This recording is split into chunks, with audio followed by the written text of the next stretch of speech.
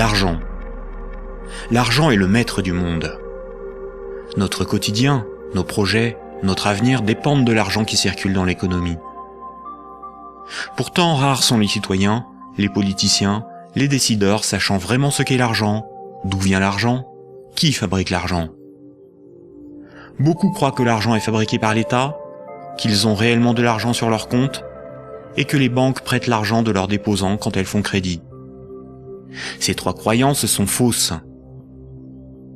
La confusion règne au profit d'une finance mondialisée qui, de crise en crise, renforce son pouvoir de domination et détruit lentement nos démocraties, alors même qu'une infime proportion de la population mondiale n'a jamais accumulé autant de richesses.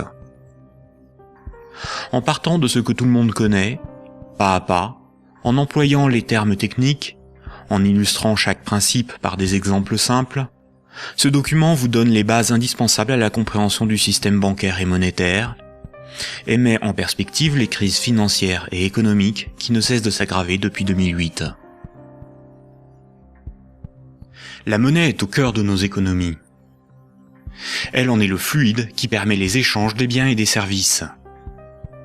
Les biens, ce sont les objets physiques qui ont un prix, comme de la nourriture, des outils, de l'immobilier, des objets de la vie courante, des véhicules, de l'électronique.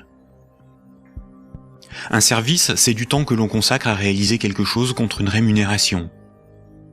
Les architectes, les médecins, les garagistes, les peintres, les avocats, les comptables vendent de leur temps, sous la forme de services. Les biens et les services sont achetés avec de la monnaie. Savoir qui crée la monnaie est donc indispensable pour comprendre comment le monde fonctionne. La monnaie prend plusieurs formes, qu'il faut bien distinguer. Sans la connaissance des diverses formes de monnaie et les mécanismes qu'elles impliquent, il est impossible de comprendre le système monétaire et bancaire, et plus globalement l'économie. Il y a la monnaie sous la forme de billets et de pièces de monnaie. On l'appelle la monnaie centrale corporelle. C'est celle que vous pouvez retirer au guichet ou au distributeur automatique de billets de votre banque. On peut la toucher, on peut partir avec, on peut physiquement la détruire. On l'appelle aussi monnaie manuelle, liquide ou espèce.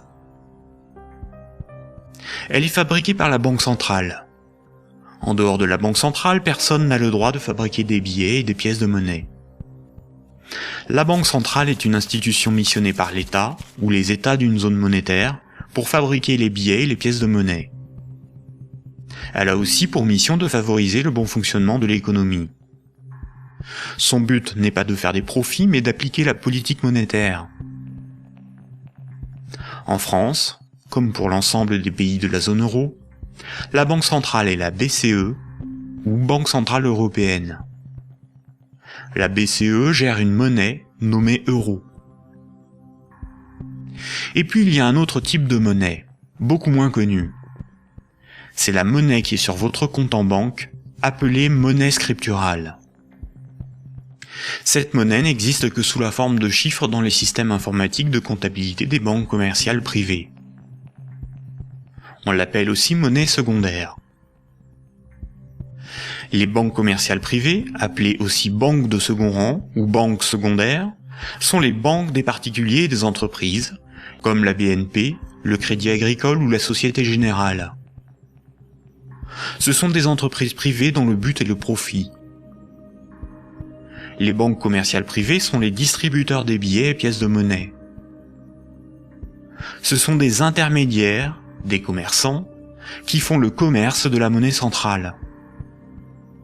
Elles ont développé un substitut à cette monnaie, qui est la monnaie secondaire ou monnaie scripturale privée. Elles réalisent la gestion des moyens de paiement tels que les chèques, les cartes bancaires, les virements et les prélèvements. Pour comprendre l'origine des différentes formes de monnaie, il faut comprendre pourquoi la monnaie a été créée et parcourir son histoire de l'Antiquité à nos jours.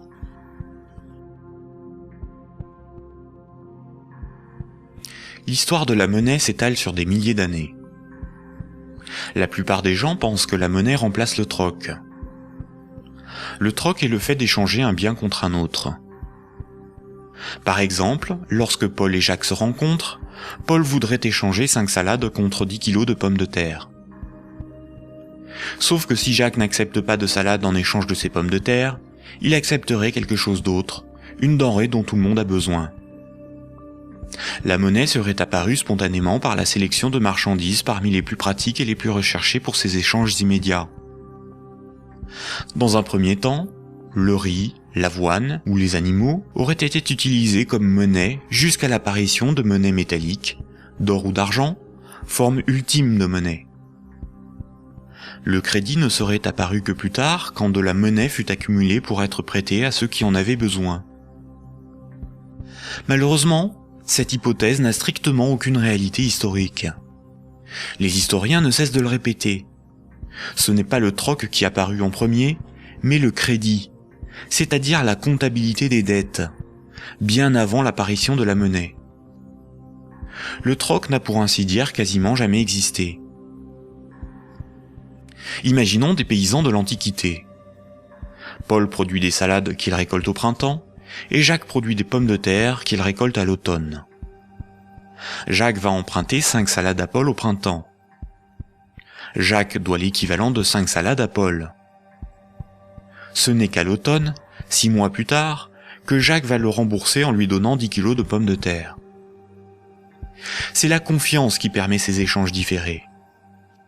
On peut dire que Paul et Jacques se font confiance. Ils partagent un même principe moral qui est qu'une dette doit être honorée. Cela leur permet de se faire crédit.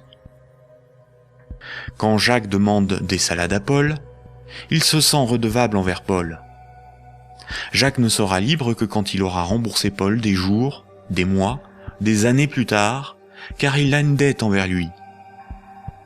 Les hommes pouvaient se prêter des outils, des animaux, s'échanger des biens, mais aussi des services.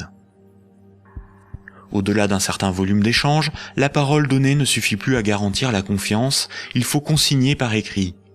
On invente l'écriture. Alors il faut apprendre à lire, écrire et compter. On invente l'école. Il faut aussi avoir confiance dans la quantité, mesurer ce que l'on échange. On invente les étalons et la métrologie. Enfin, il faut aussi avoir un arbitre en cas de litige. On invente les tribunaux. Les communautés prenaient une unité de compte virtuelle, ou un étalon, pour donner un prix aux biens et aux services qu'ils s'échangeaient. Si 5 salades valaient 10 unités de compte, alors quand Paul donnait 5 salades à Jacques, il lui devait 10 unités de compte. On a retrouvé nombre d'objets servant de registre de dette. Des bâtons, des boules d'argile, des papyrus, des bouts de tissu, des figurines. Parmi les plus anciens registres figurent des centaines de milliers de tablettes d'argile de l'époque sumérienne où étaient tenus des comptes et consignés des dettes. Ces tablettes étaient gérées par des temples proches des marchés. Personne ne pouvait empêcher les hommes de se faire crédit. Les unités de compte nécessaires à donner un prix à ce qui s'échangeait n'étaient qu'indicatives. Il n'est pas nécessaire de se procurer ou d'acheter des centimètres à chaque fois que l'on mesure ce que l'on prête à autrui. Durant plusieurs milliers d'années, il n'y avait pas de monnaie, juste la comptabilité des dettes des uns et des autres et des communautés entre elles. Ce n'est que beaucoup plus tard, environ 700 ans avant Jésus-Christ, que des souverains ou des castes régnantes ont imposé l'usage de monnaie comme moyen d'échange, sous la forme d'un objet dont ils s'attribuaient l'exclusivité de la production. Ils émettaient la monnaie, généralement des pièces d'or, d'argent ou de cuivre, payaient leurs soldats avec, et menaient des guerres pour conquérir de nouveaux territoires. Pour se procurer nourriture et équipement, les soldats imposaient par la force aux paysans et aux marchands cette monnaie comme paiement. Le pouvoir récupérait ensuite de cette monnaie lors de la perception des impôts. Comme tout le monde devait disposer de monnaie pour payer les impôts, elle devenait rapidement la monnaie officielle.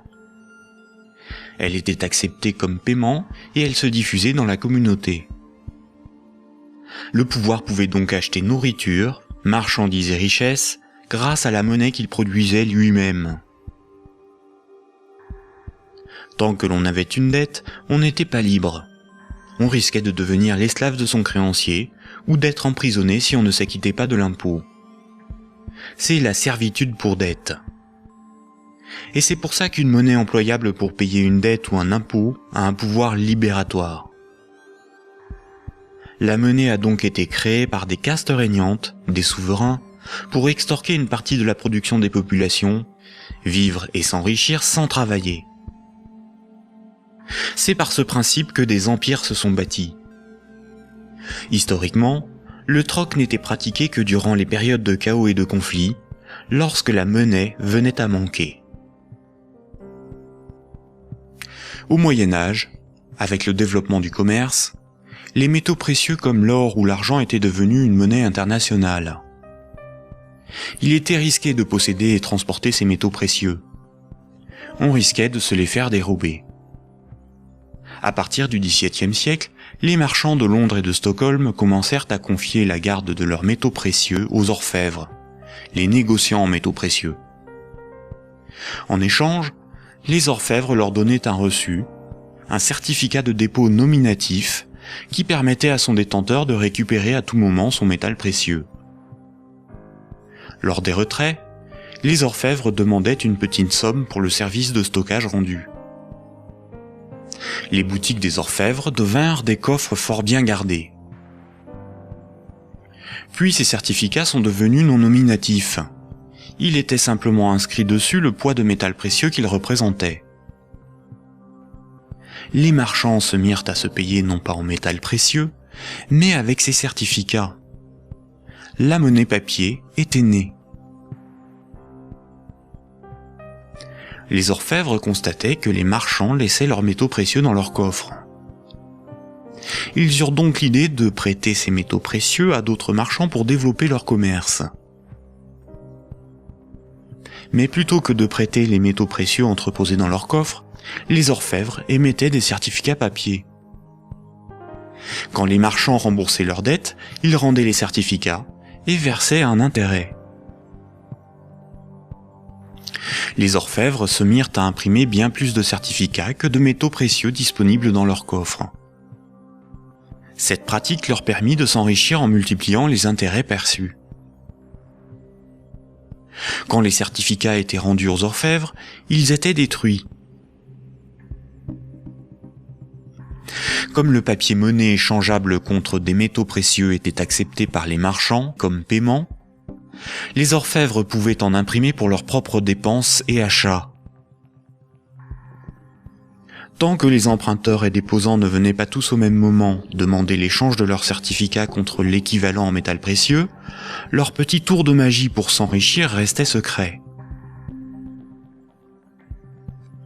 Aujourd'hui, les métaux précieux sont remplacés par la monnaie centrale. Avec l'avènement de la République et de la démocratie, c'est l'appareil législatif qui rédige la loi au nom du peuple, et l'État, la nation, fait fabriquer sa propre monnaie par la Banque centrale. La loi dit que tout citoyen est obligé d'accepter non pas des métaux précieux, mais de la monnaie de l'État comme règlement d'une dette. C'est ce qui donne son cours légal à la monnaie de l'État. Cette monnaie est dite fiduciaire, du latin fiducia, qui veut dire confiance. Sa valeur est liée à l'assurance qu'on peut échanger des biens et services avec cette monnaie.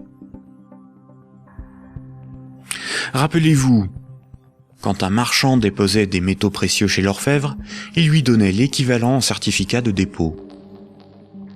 Plus tard, le marchand pouvait retourner chez l'orfèvre récupérer ses métaux précieux contre ses certificats. Aujourd'hui, quand le client d'une banque dépose des billets sur son compte, la banque le crédite.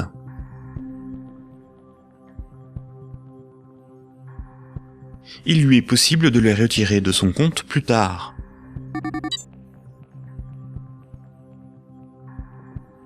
La monnaie secondaire, ou monnaie scripturale privée, est l'équivalent des certificats de dépôt des orfèvres.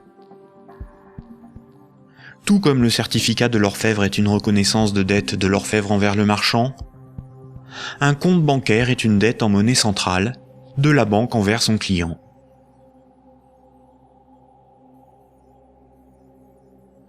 Du temps des orfèvres, quand les marchands se payaient en métaux précieux, c'est comme lorsqu'aujourd'hui, on paie les commerçants avec de la monnaie centrale, des billets de banque. Ensuite, quand les marchands se payaient avec des certificats de dépôt de l'orfèvre, c'est comme lorsqu'aujourd'hui, on paie un commerçant par un transfert de monnaie scripturale de notre compte bancaire à celui du commerçant.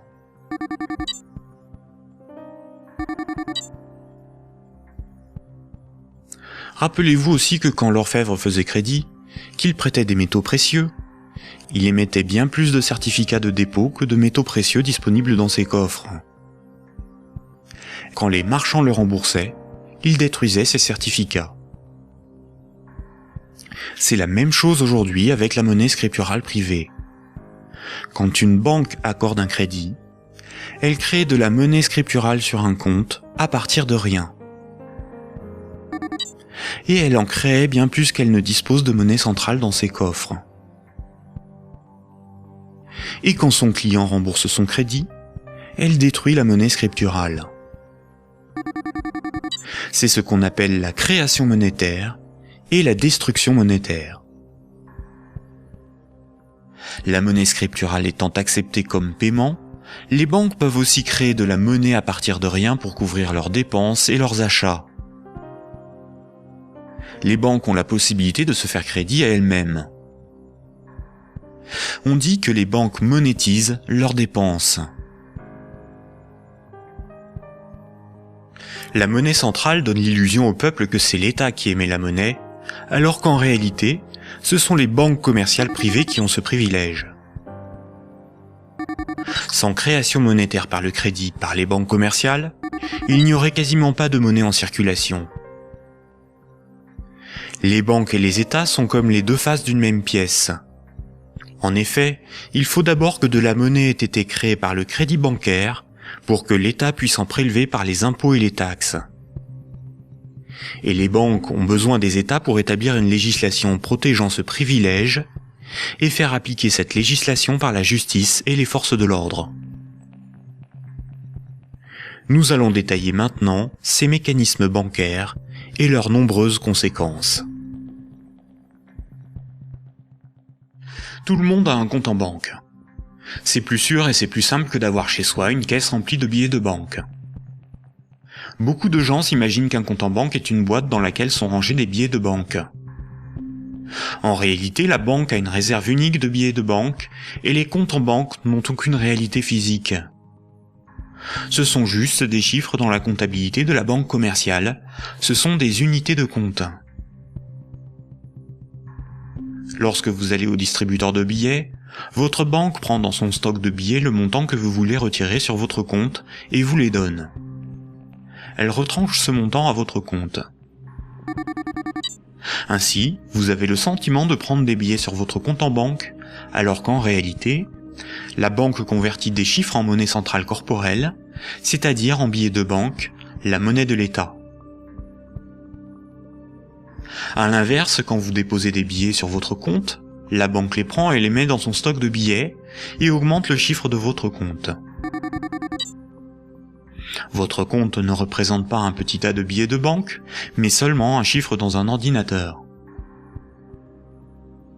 Vous ne retirez que très rarement l'ensemble de ce qui est sur votre compte. Vous retirez juste ce qu'il vous faut pour faire vos petits achats dans les commerces. Tout le reste, vous le laissez sur votre compte.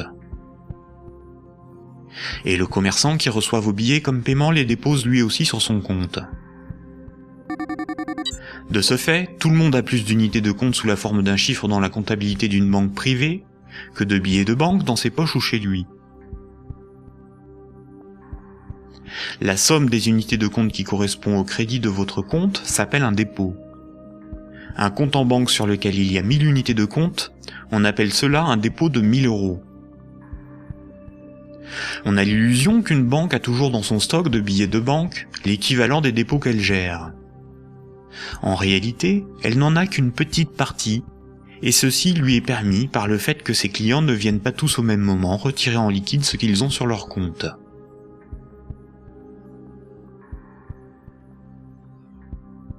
En Europe, la monnaie centrale est la monnaie qui a cours légal. C'est la monnaie officielle des États de la zone euro, dont l'État français. C'est la monnaie exigée par l'État pour le paiement des impôts et des taxes. La loi oblige les citoyens à accepter les billets de banque comme moyen de paiement, et elle sanctionne sévèrement ceux qui fabriquent de faux billets. En revanche, la monnaie inscrite au crédit d'un compte bancaire n'est qu'une reconnaissance de dette de la banque envers le détenteur du compte. Rien de plus. La loi impose aux banques commerciales privées de convertir ces unités de compte en billets de banque à votre demande. C'est pour cette raison que les banques commerciales appellent ces chiffres des euros. Les chiffres inscrits sur votre relevé de compte sont appelés euros, alors qu'en réalité, ce ne sont pas des euros. Ces unités de compte sont converties en euros au moment où vous les retirez de votre compte. Votre banque vous doit bien des euros, et c'est pour cette raison qu'il est marqué euros sur votre relevé de compte. Ces unités de compte sont tolérées par la loi comme moyen de paiement. Quand vous payez au moyen d'un chèque bancaire, d'une carte bleue ou d'un virement, vous réalisez un simple transfert d'un chiffre de votre compte à un autre. Tout ce qui sert de moyen de paiement est une monnaie. C'est pour cette raison que ces unités de compte sont appelées monnaie scripturale, monnaie secondaire ou monnaie scripturale privée. On peut dire que chaque banque a sa propre monnaie, car chaque banque a sa propre comptabilité, gère ses propres chiffres, ses propres unités de compte. Toutes les monnaies privées sont convertibles en monnaie centrale corporelle. Elles ont toutes la même valeur. Mais la monnaie scripturale d'une banque commerciale privée n'est garantie que par la banque elle-même. Une banque commerciale étant une entreprise comme une autre, elle peut faire faillite. Si elle fait faillite, elle ne peut plus garantir sa monnaie privée, et par conséquent les montants des comptes bancaires de ses clients. Les unités de compte sur les comptes bancaires peuvent tout simplement disparaître. Imaginons que vous ayez 10 000 € en billets de banque, c'est-à-dire en monnaie centrale corporelle, en monnaie de l'État. Vous avez confiance dans sa valeur, car vous avez confiance en l'État. Vous prenez ces 10 000 € et vous les déposez sur un compte au Crédit Agricole. En réalité, vous donnez cet argent à la banque qui les met dans son petit stock de billets et crédite votre compte. Le chiffre sur votre compte n'est qu'une reconnaissance de dette de 10 000 €. Ce sont des unités de compte privées, car la banque est maintenant propriétaire des 10 000 € que vous lui avez donnés, et qu'elle va probablement mettre dans un distributeur de billets pour que d'autres clients puissent retirer du liquide. La loi dit simplement qu'à votre demande, à tout moment, la banque est tenue de convertir les 10 000 unités de compte en billets de banque. Et ce que vous ne savez pas, c'est que la banque n'a qu'une petite partie des montants des comptes de ses clients sous la forme de billets de banque. Gardez à l'esprit que moins de 7% de la totalité de la monnaie en circulation est sous la forme de billets et de pièces de monnaie qui ont cours légal. Ce que vous avez sur votre compte, ce n'est qu'une promesse de remboursement en euros, et non de véritables euros.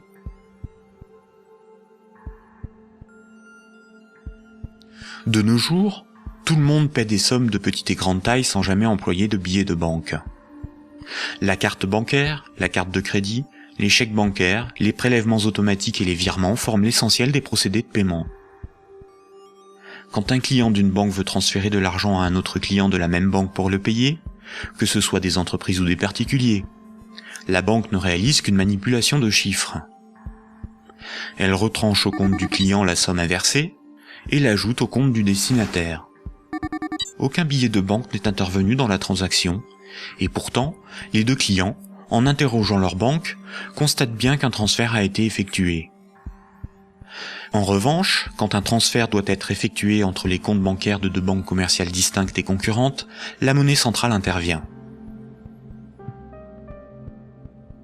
Toutes les banques commerciales privées ont un compte à la banque centrale. Aucun particulier ni aucune entreprise ne peut avoir un compte à la banque centrale. Seules les banques commerciales et le trésor public, c'est-à-dire l'État, ont un compte à la banque centrale.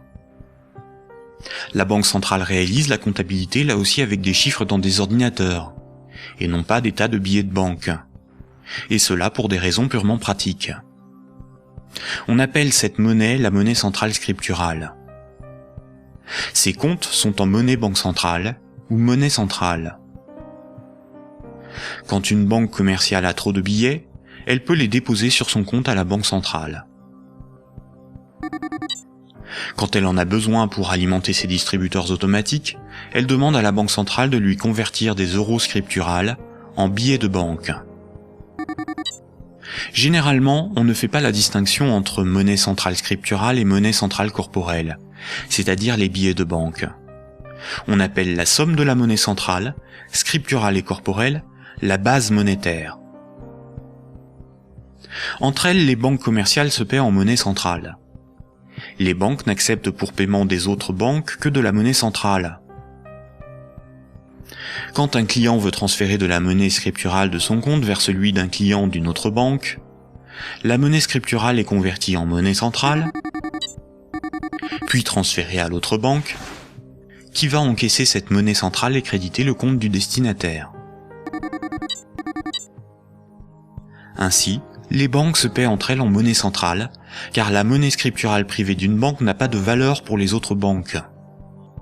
La comptabilité du Crédit Agricole n'a rien à voir avec la comptabilité de la Société Générale.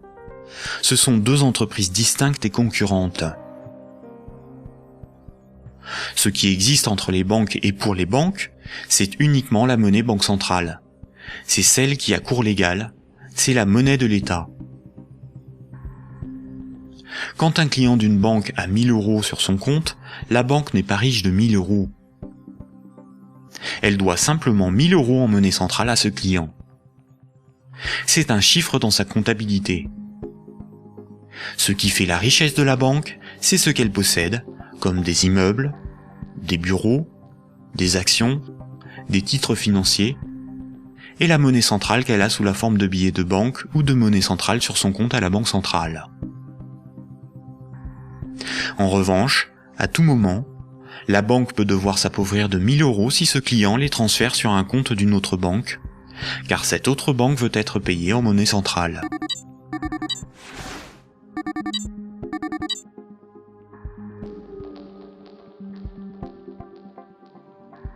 Les banques ne réalisent pas leur paiement en banque centrale à chaque fois qu'un transfert est réalisé. Un bilan des échanges est fait tous les jours. On appelle cela la compensation. Cette compensation est calculée par une chambre de compensation.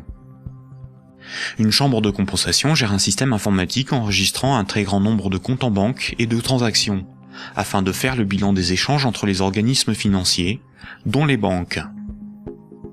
La chambre de compensation la plus connue est Clearstream, à cause de l'affaire politico-financière qui porte son nom. Imaginons deux banques. Un client de la première banque paie 10 euros à un client de la seconde. Un client de la seconde paie 15 euros à un client de la première.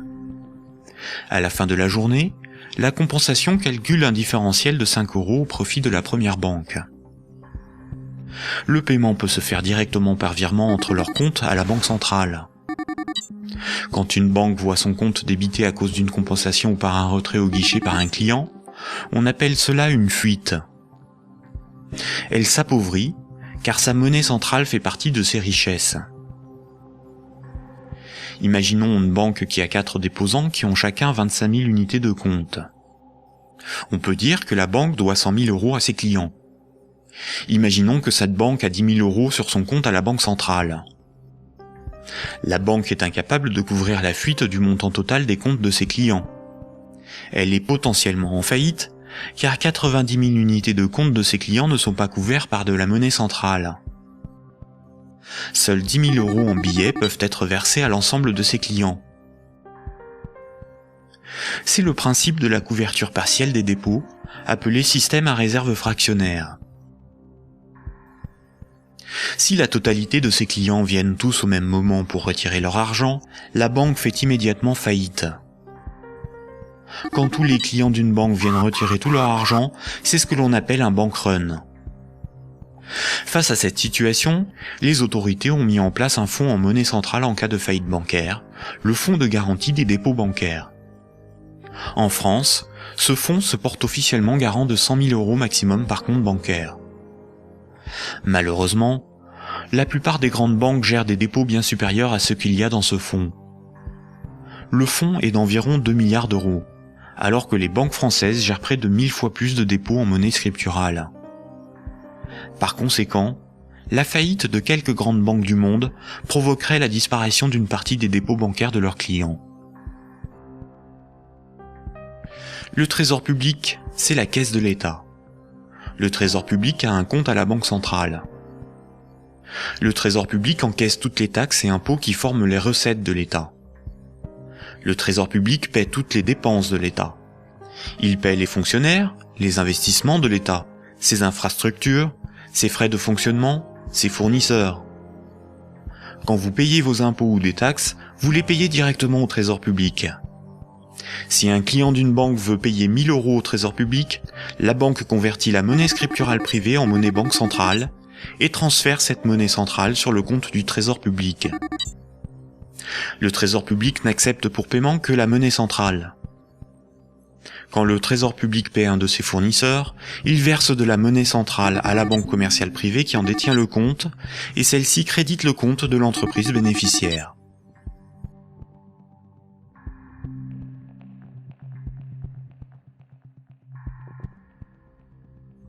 Récapitulons. Le système monétaire est basé sur 2 espaces monétaires distincts et isolés. L'espace de la monnaie centrale et l'espace de la monnaie scripturale privée. La monnaie centrale, c'est la monnaie de l'État. La monnaie centrale sert aux banques et au Trésor public pour se payer. La monnaie scripturale privée, ou monnaie secondaire, c'est la monnaie gérée par les banques commerciales privées. Les particuliers et les entreprises utilisent principalement cette monnaie. Quand un citoyen reçoit son salaire, c'est par transfert de monnaie scripturale privée. Sur son relevé de compte, il voit marqué euros, alors que ces euros n'existent pas. Le chiffre au crédit de son compte est une promesse de remboursement en euros. Or, si une banque fait faillite, elle ne peut plus honorer sa promesse vis-à-vis de ses clients. En France, les 2 premières banques gèrent plus de la moitié des dépôts bancaires. Aucun gouvernement ne permettra à une grande banque de faire faillite, car des millions de citoyens et d'entreprises perdraient une partie de leur argent. Ce serait une catastrophe sociale que l'ensemble de la société devrait compenser par l'appauvrissement général de la population. Toute entreprise peut faire faillite si elle est mal gérée, même les plus importantes. Mais cette règle ne s'applique pas aux grandes banques. Les gouvernements les sauvent en taxant l'ensemble des citoyens si nécessaire. Voici ce qu'en pense Frédéric Lordon, économiste, directeur de recherche au CNRS et chercheur au Centre de sociologie européenne. Frédéric Lordon, vous êtes plus radical ? J'en ai peur. C'est-à-dire, il me semble que derrière toutes les argumentations techniques du monde, il y a une question préjudicielle qui est une question de principe. Alors je voudrais repartir des sauvetages de 2008-2009, parce qu'il me semble que celui qui se profile va avoir à peu près les mêmes propriétés. À propos de ces sauvetages bancaires, on peut dire non contradictoirement 2 choses. La première, c'est qu'ils étaient une nécessité impérieuse, et je dirais même vitale. Et la deuxième, c'est que cependant, ils ont été des scandales sans nom. Des scandales sans nom. Alors pourquoi ça a été un scandale ? Les gens le savent, alors ils sont un peu plus qu'échauffés, hein, je vous assure. On a sauvé les banques, on a sauvé la finance sans la moindre contrepartie, pas le plus petit commencement de réglementation de l'activité financière ou de transformation des structures bancaires. Donc, si vous me passez l'expression, le corps social en a gros. Mais pour autant, il était une nécessité impérieuse de les sauver, pour une raison extrêmement simple, c'est que il faut que les gens essayent de se figurer l'ampleur des dévastations économiques et sociales qui suivent de la matérialisation d'un risque systémique. C'est dans le cadre de cette hypothèse que je me situe. On pourra peut-être y revenir tout à l'heure. C'est-à-dire l'effondrement total de toutes les banques. Les transactions les plus élémentaires deviennent impossibles. Je veux dire, aller acheter son pain à la boulangerie, ça marche plus. Tout simplement parce que retirer de l'argent au distributeur à billets, ça marche pas. Faire un chèque, ça marche pas. Une carte bleue, ça marche pas. Vous avez les piécettes dans la poche, ça vous mène pas loin. Vous tenez 4-5 jours en forçant plutôt sur les patates. Et après, c'est retour au jardin potager pour ceux qui en ont un, et pour les autres, c'est retour vers l'état de nature économique. Ce que vous décrivez là, ça semble une catastrophe. Oui, c'est la catastrophe ultime si les banques ne sont pas sauvées et qu'elles tombent toutes ensemble. Ça pourrait se produire d'après vous, ça? Alors pour moi, Grèce, oui. si vous voulez, c'est un événement qui est de l'ordre de l'impensable. C'est-à-dire, c'est un chaos social d'une telle ampleur qu'il me semble inconcevable que les États se désintéressent de la chose. Par conséquent, ils sont forcés de venir au secours de la finance, qu'ils le veuillent ou non. Et c'est exactement là que se noue le drame, si vous voulez. C'est dans cette articulation entre la nécessité impérieuse d'une part et le scandale de l'autre. Le corps social est forcé, par pouvoir public interposé, de venir au secours des banques, car si les banques calanchent, c'est le corps social qui calanche dans la semaine qui suit.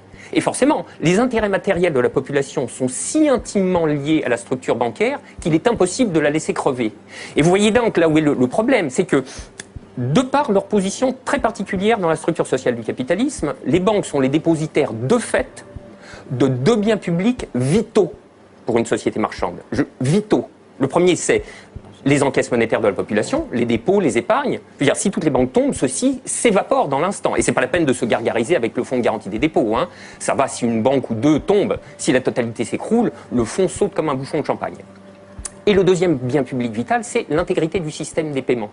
Et c'est parce que les banques ont capté ces biens publics qu'elles peuvent contraindre l'État, les corps sociaux à leur venir en aide. C'est quoi l'intégrité du système des paiements? C'est le fait que les banques sont les teneurs de compte, qu'elles les mouvementent, qu'elles les débitent, qu'elles les créditent. Donc elles sont les opératrices. Absolument. C'est pas qu'elles les garantissent, c'est qu'elles opèrent très concrètement et très basiquement les transactions élémentaires. La gestion des moyens de paiement. Et exactement. Bon, alors, si vous voulez, là, il y a une situation de fait que les économistes appellent dans leur langage pluriel et amoral, mais dont le vrai nom est prise d'otage. Et celle-là, elle est colossale. Si vous voulez, chaque fois qu'il y a un mouvement social dans les transports ou le ramassage des ordures, on vous bassine avec la prise d'otage des syndicats. Mais ça, c'est une prise d'otage, mais cosmique. C'est énorme.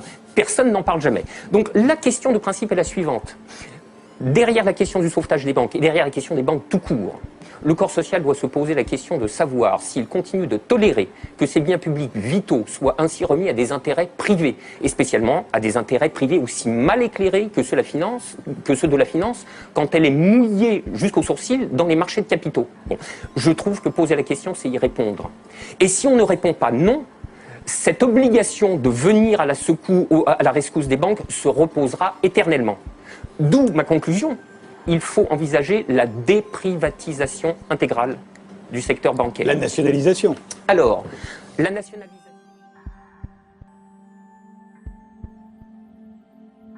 On constate que quand les dirigeants et actionnaires des grandes banques touchent des bénéfices, ceux-ci s'enrichissent. Mais quand les grandes banques sont en difficulté, ce sont les États, c'est-à-dire l'ensemble des citoyens, qui les sauvent. Cela résume l'adage désormais bien connu: les banques privatisent leurs gains et socialisent leurs pertes.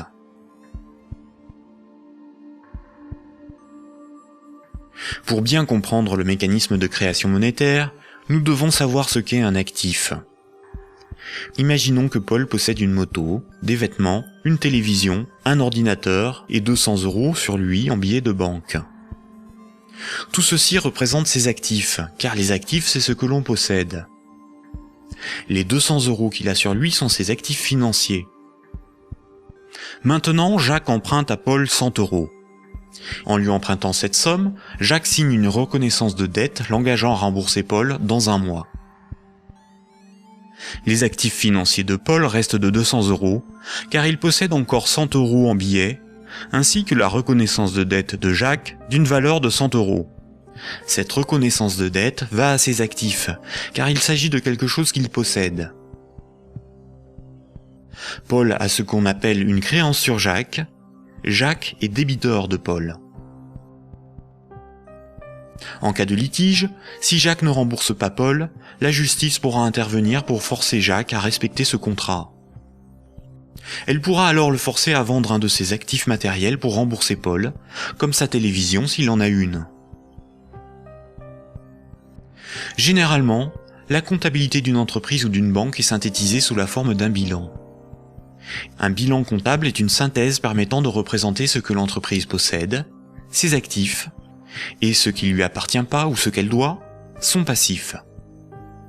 La différence entre son actif et son passif représente son résultat. On peut aussi l'appliquer à un particulier. Voici à quoi ressemblerait le bilan de Paul.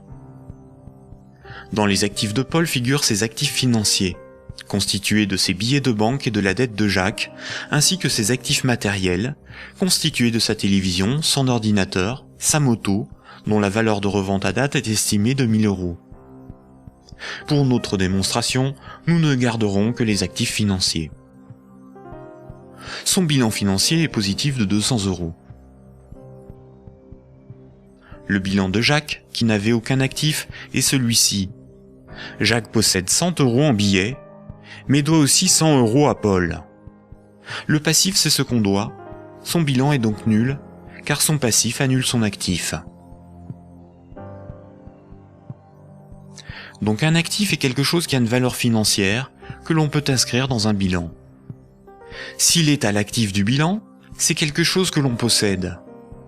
S'il est au passif du bilan, c'est quelque chose qui ne nous appartient pas et que l'on doit à quelqu'un d'autre. Imaginons maintenant que Nicolas, qui a 300 € en billets de banque, propose à Paul de lui racheter sa créance sur Jacques. Il va donc pour cela lui donner 100 € et modifier le bénéficiaire du contrat de sorte que Jacques doive maintenant la somme non plus à Paul, mais à Nicolas. Voici à quoi ressemblerait le bilan de Paul. On constate que Paul a retrouvé ses 200 € en billets de banque. Son bilan financier est positif de 200 €. Le bilan de Jacques, qui n'avait aucun actif, n'a pas changé. Son bilan est toujours nul. Le bilan de Nicolas, qui avait 300 € d'actifs, est maintenant celui-ci. Il reste à Nicolas 200 € en billets de banque et la reconnaissance de dette de Jacques, qui a une valeur, à terme, de 100 €. Le bilan de Nicolas est positif de 300 €. Lorsque Jacques devait 100 € à Paul, Paul prenait le risque que Jacques ne le rembourse pas.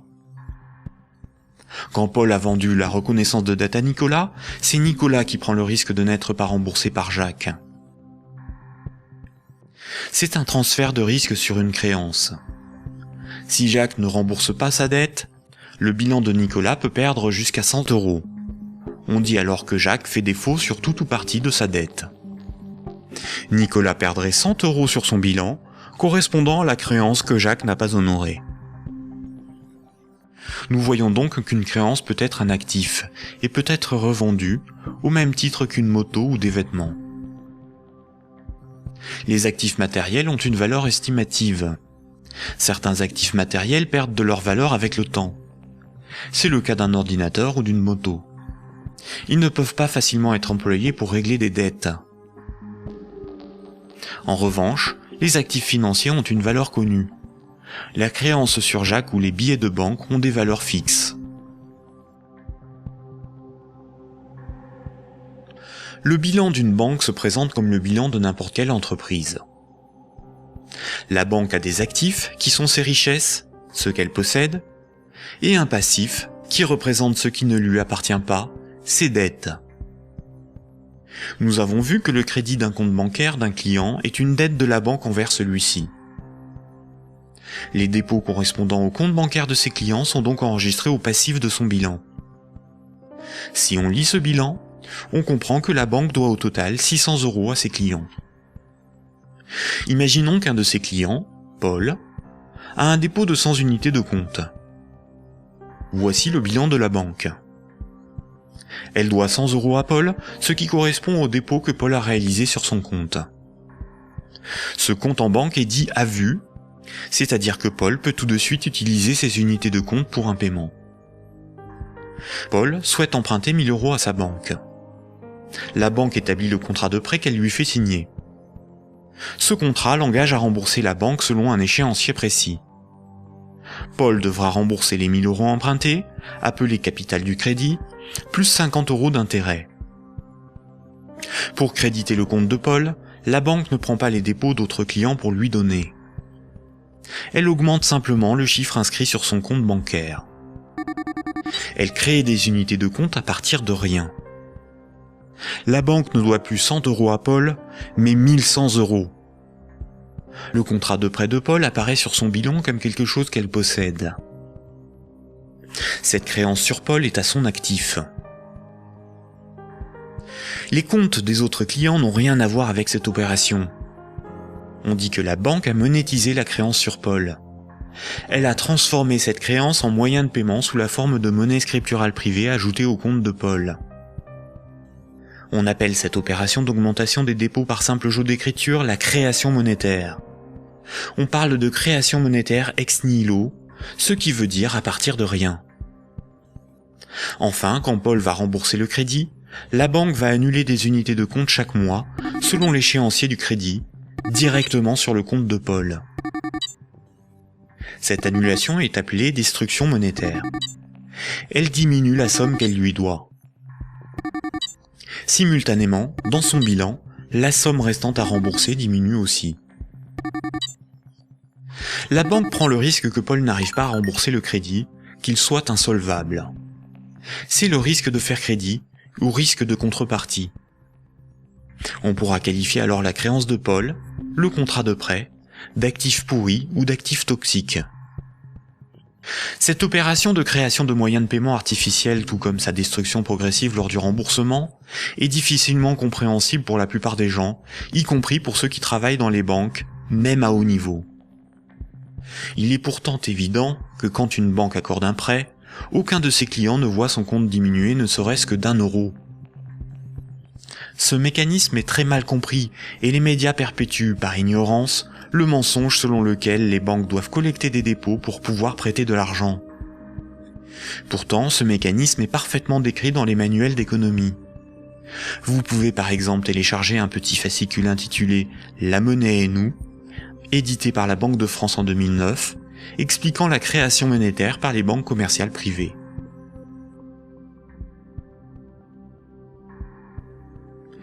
La création et la destruction monétaire peuvent être résumées par une simple phrase. Ce sont les crédits qui font les dépôts, et non les dépôts qui font les crédits. Cette phrase permet de se rappeler que la totalité de la monnaie en circulation sur nos comptes en banque ou dans nos poches est créée par le crédit bancaire. Quand une banque accorde un crédit à un de ses clients, elle crée de la monnaie scripturale privée en augmentant le solde du compte de celui-ci. Elle ne crée pas des euros, mais des unités de compte convertibles en euros. Plus il y a de crédits accordés par les banques, plus il y a de dépôts, de billets et de pièces de monnaie. La totalité de la monnaie en circulation dans l'économie représente ce qu'il reste à rembourser des crédits contractés. Quand Paul achète une automobile à crédit, il paie tout de suite le vendeur avec la monnaie créée. 2 jours plus tard, le vendeur achète une télévision, des livres et un ordinateur. Les vendeurs de la télévision, des livres et de l'ordinateur vont eux aussi réaliser des achats. Paul n'a pas commencé à rembourser son crédit que la monnaie circule déjà dans l'économie. Le nombre de fois dans une année qu'une unité de compte va servir de paiement est appelé vitesse de circulation de la monnaie ou vélocité de la monnaie. 100 unités de compte échangées 10 fois pour des paiements représente 1000 € de paiement. L'argent qui circule de compte en compte est donc en réalité une dette qui circule. Les billets et pièces de monnaie en circulation sont une conversion de monnaie scripturale privée créée lors des crédits. Chaque unité de monnaie scripturale sur nos comptes bancaires et chaque billet ou pièce de monnaie dans nos poches a été créée lorsqu'un particulier, une entreprise ou un État a emprunté de l'argent à une banque. Une banque peut aussi créer des unités de compte pour ses propres dépenses. Pour cela, une banque ouvre un compte pour chacun de ses salariés ou fournisseurs. Ensuite, elle crée des unités de compte à partir de rien sur ses comptes. C'est comme cela que les banques assument leurs charges ou réalisent des investissements. On dit que la banque monétise ses frais de fonctionnement ou ses achats. Quand elle paie un employé ou un fournisseur par création monétaire, la banque ne fait rien de plus que de se créer une nouvelle dette envers celui-ci. À l'inverse, quand une banque prélève une somme sur votre compte en banque, elle n'opère aucun transfert. Quand elle prélève des frais bancaires ou simplement les mensualités de remboursement d'un crédit bancaire, elle détruit de la monnaie. Ainsi, votre banque vous doit moins d'argent. Comme nous l'avons vu, Historiquement, la monnaie remplaçant le troc est un mythe qui vous laisse penser que la monnaie est un élément physique permanent, et donc qu'il y a quelque chose sur votre compte. Ceci vous semble d'autant plus vrai que vous pouvez retirer des billets de banque de votre compte. Les médias vous font croire qu'une banque doit amasser de la monnaie avant de pouvoir en prêter. Mais en réalité, les banques ne prêtent pas l'argent des autres clients, puisque ce sont elles qui le fabriquent lors des crédits et qui le détruisent lors du remboursement des crédits. Un crédit n'est en rien un prêt ou un emprunt. Il s'agit en réalité d'une création monétaire temporaire ou d'une location de moyens de paiement. Récapitulons. La monnaie scripturale privée est créée par les crédits, à partir de rien. Cette monnaie est détruite lors du remboursement des crédits. Ceci sous-entend une création-destruction simultanée et concurrente qui détermine une masse de monnaie scripturale privée en circulation, que l'on appelle masse monétaire. C'est similaire à la population d'un pays qui varie en fonction des décès et des naissances.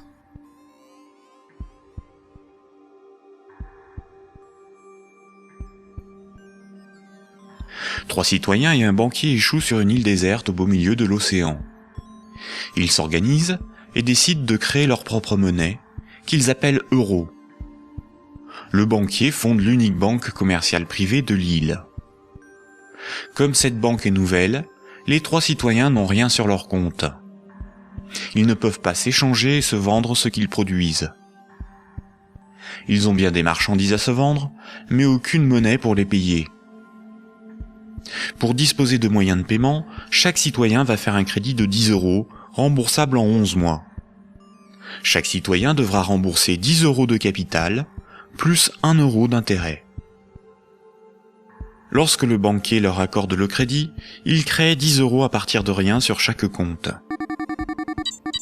Le premier mois, la masse monétaire est de 30 €. Les citoyens disposent de monnaie pour s'échanger ce qu'ils produisent. À la fin du premier mois, les citoyens commencent à rembourser leur crédit. Le banquier prélève 1 € d'intérêt, qu'il utilise pour acheter des marchandises aux citoyens. La masse monétaire reste de 30 €. À l'issue du deuxième mois, le banquier efface 1 € du compte de chaque citoyen. Il reste 27 € en circulation. À l'issue du troisième mois, le banquier efface à nouveau 1 € du compte de chaque citoyen. Il reste 24 € en circulation. De mois en mois, la situation devient un peu plus compliquée, car la masse monétaire ne cesse de baisser. Les citoyens se retrouvent en concurrence pour capter l'argent. À l'issue du 11e mois, après une farouche concurrence entre les trois citoyens pour capter la monnaie restante, leurs comptes sont vides, car tout le monde a remboursé exactement ce qu'il avait emprunté à la banque. Plus rien ne peut être ni acheté ni vendu. C'est la crise économique. Le banquier réunit les citoyens et leur dit : « Pour résoudre cette situation, c'est très simple. Vous n'avez qu'à m'emprunter à nouveau de l'argent. » Les citoyens acceptent. Ils font tous à nouveau un crédit de 10 €. À la fin du premier mois, le banquier prélève 1 € d'intérêt, qu'il garde pour lui car il a tout ce qu'il lui faut. Au fil des mois, le banquier supprime les euros correspondant au remboursement des crédits. Comme les intérêts n'ont pas été dépensés par le banquier, c'est au bout du 10e mois seulement que les comptes des trois citoyens sont vides. Il n'y a plus de monnaie en circulation, et pourtant il manque 3 € pour rembourser la totalité de leur crédit. Le banquier réunit les citoyens et leur dit : « Il y a une manière très simple de repousser le moment où vous serez à zéro sur vos comptes. Vous n'avez qu'à m'emprunter régulièrement de l'argent, bien avant que la masse monétaire ne baisse trop et que l'économie ne s'arrête. Et pour compenser les intérêts que je ne dépense pas, il vous suffit de m'emprunter à chaque fois quelques euros de plus. » Les citoyens acceptent. Désormais, ils sont en permanence endettés, sinon la monnaie disparaît et l'économie s'arrête. Ils appellent cela la croissance. Mais comme ils sont endettés, ils se mettent à produire toujours plus pour rembourser le banquier, bien au-delà de leurs besoins réels. Ils ne produisent pas pour avoir de quoi se vêtir, se nourrir ou se loger. Ils produisent pour avoir l'argent nécessaire pour rembourser leur crédit.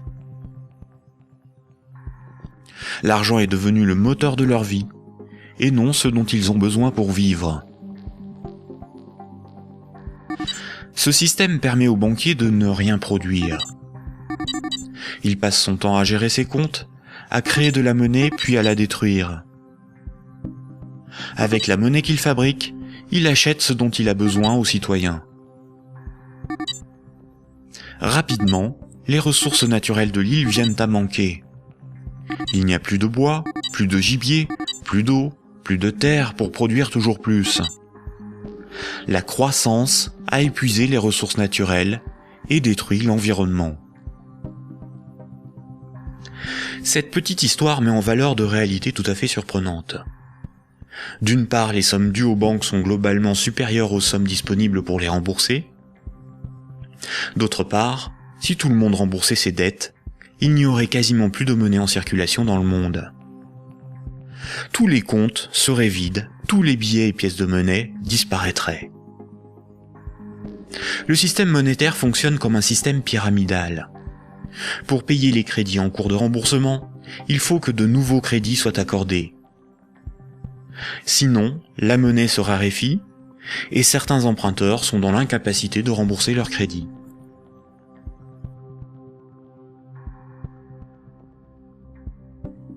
Pour les citoyens et les entreprises, la monnaie s'achète comme toute autre marchandise. Les banques louent la monnaie qu'elles fabriquent, et le prix de cette location est de la monnaie supplémentaire qu'elles sont les seules à fabriquer. Observons l'évolution de la masse monétaire dans la zone euro.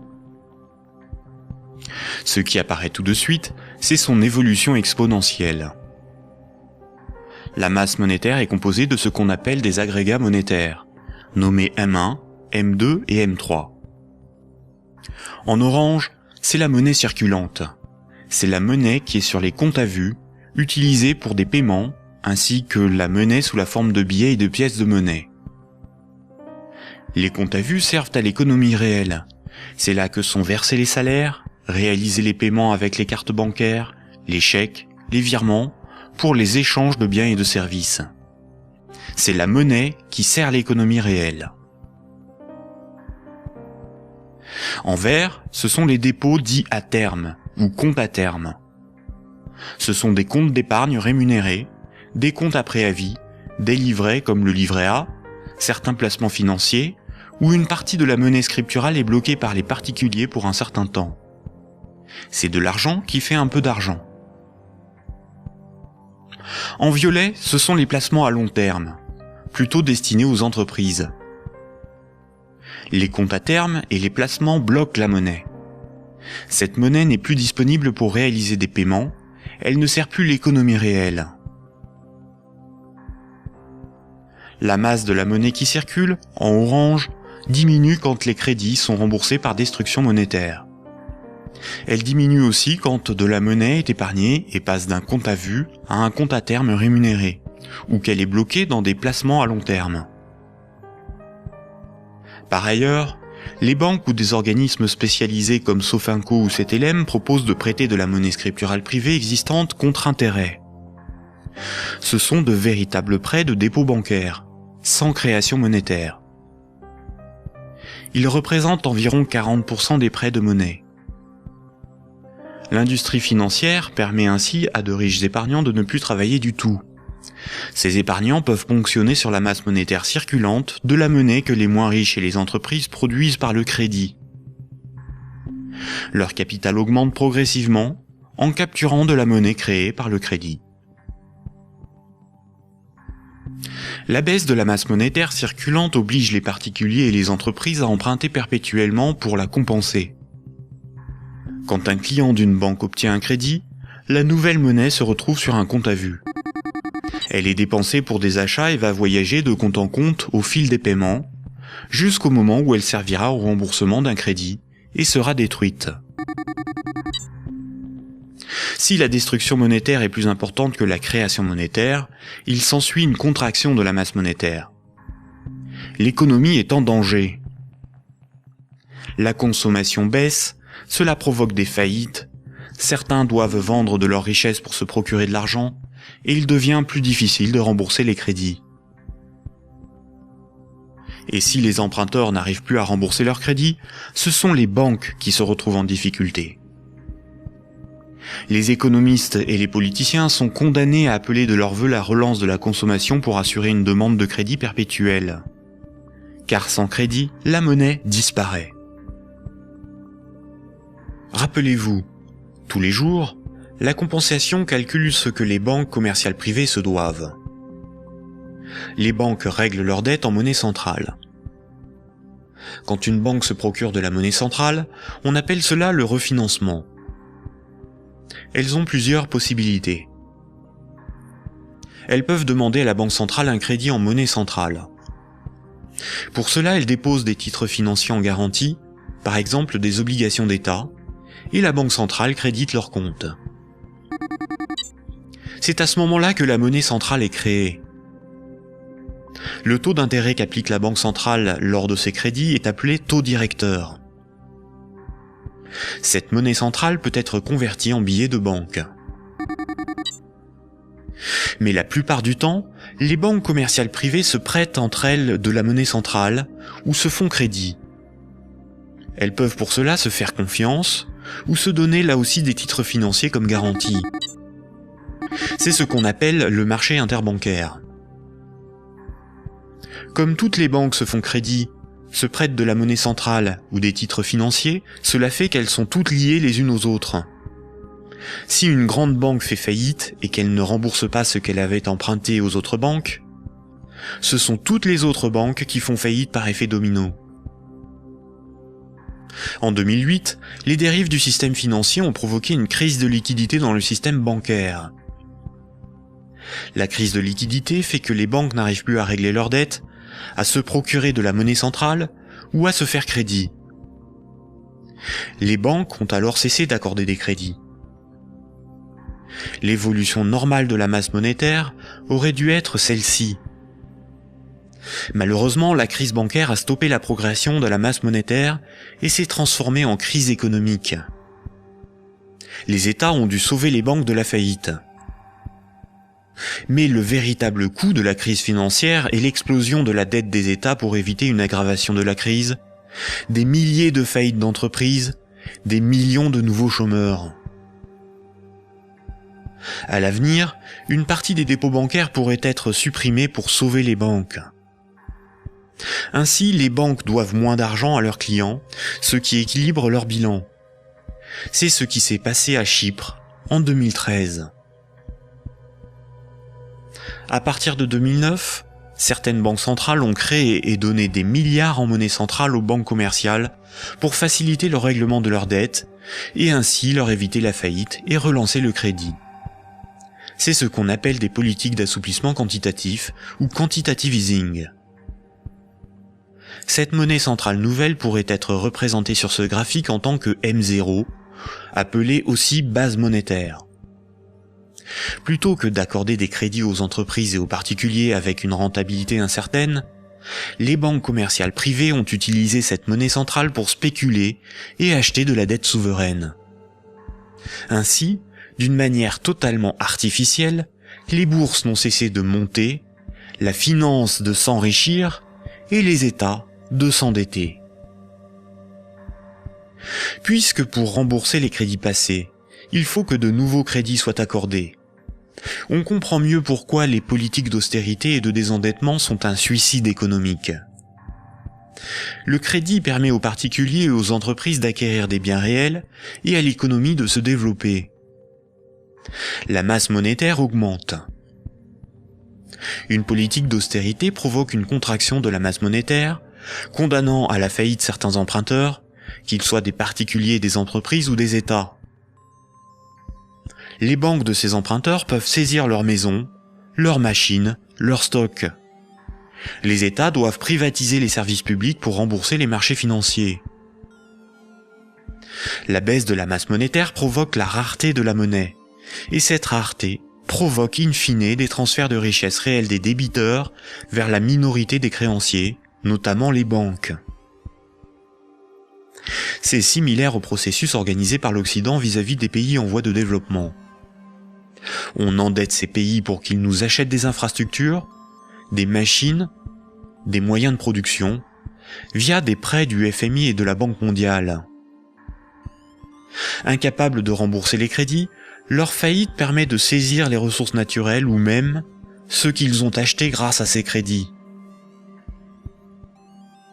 Le PIB d'un pays, c'est approximativement la somme des revenus dans ce pays en une année. Dans la zone euro, la dette des États représente 90% du PIB. Et les dettes du secteur privé représentent 160% du PIB. En d'autres termes, pour rembourser toutes les dettes, il nous faudrait travailler 2 ans et demi en donnant tous nos revenus aux banques et aux marchés financiers. Or, si on remboursait toutes nos dettes, il n'y aurait plus de monnaie en circulation. Ce système pyramidal de dette n'est viable que dans un équilibre précaire, car la capacité des emprunteurs à rembourser leurs crédits dépend de la capacité d'autres emprunteurs à contracter de nouveaux crédits.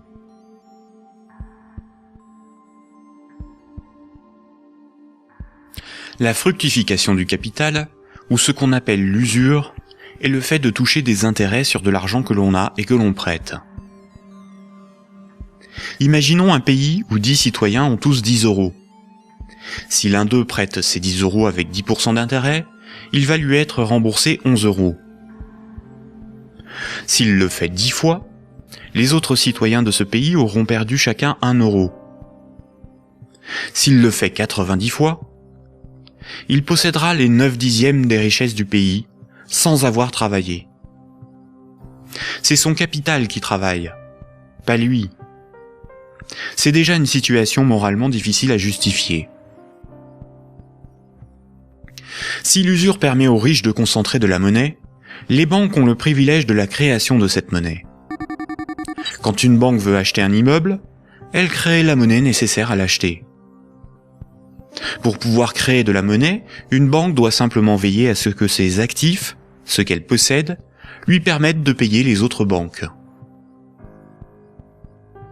Si les banques peuvent créer de la monnaie à partir de rien pour leurs achats, les entreprises, les particuliers et les États doivent d'abord en épargner, ou bien demander à une banque de lui en louer par un crédit. Voici ce que Maurice Allais, prix Nobel d'économie en 1988, disait de la création monétaire ex nihilo.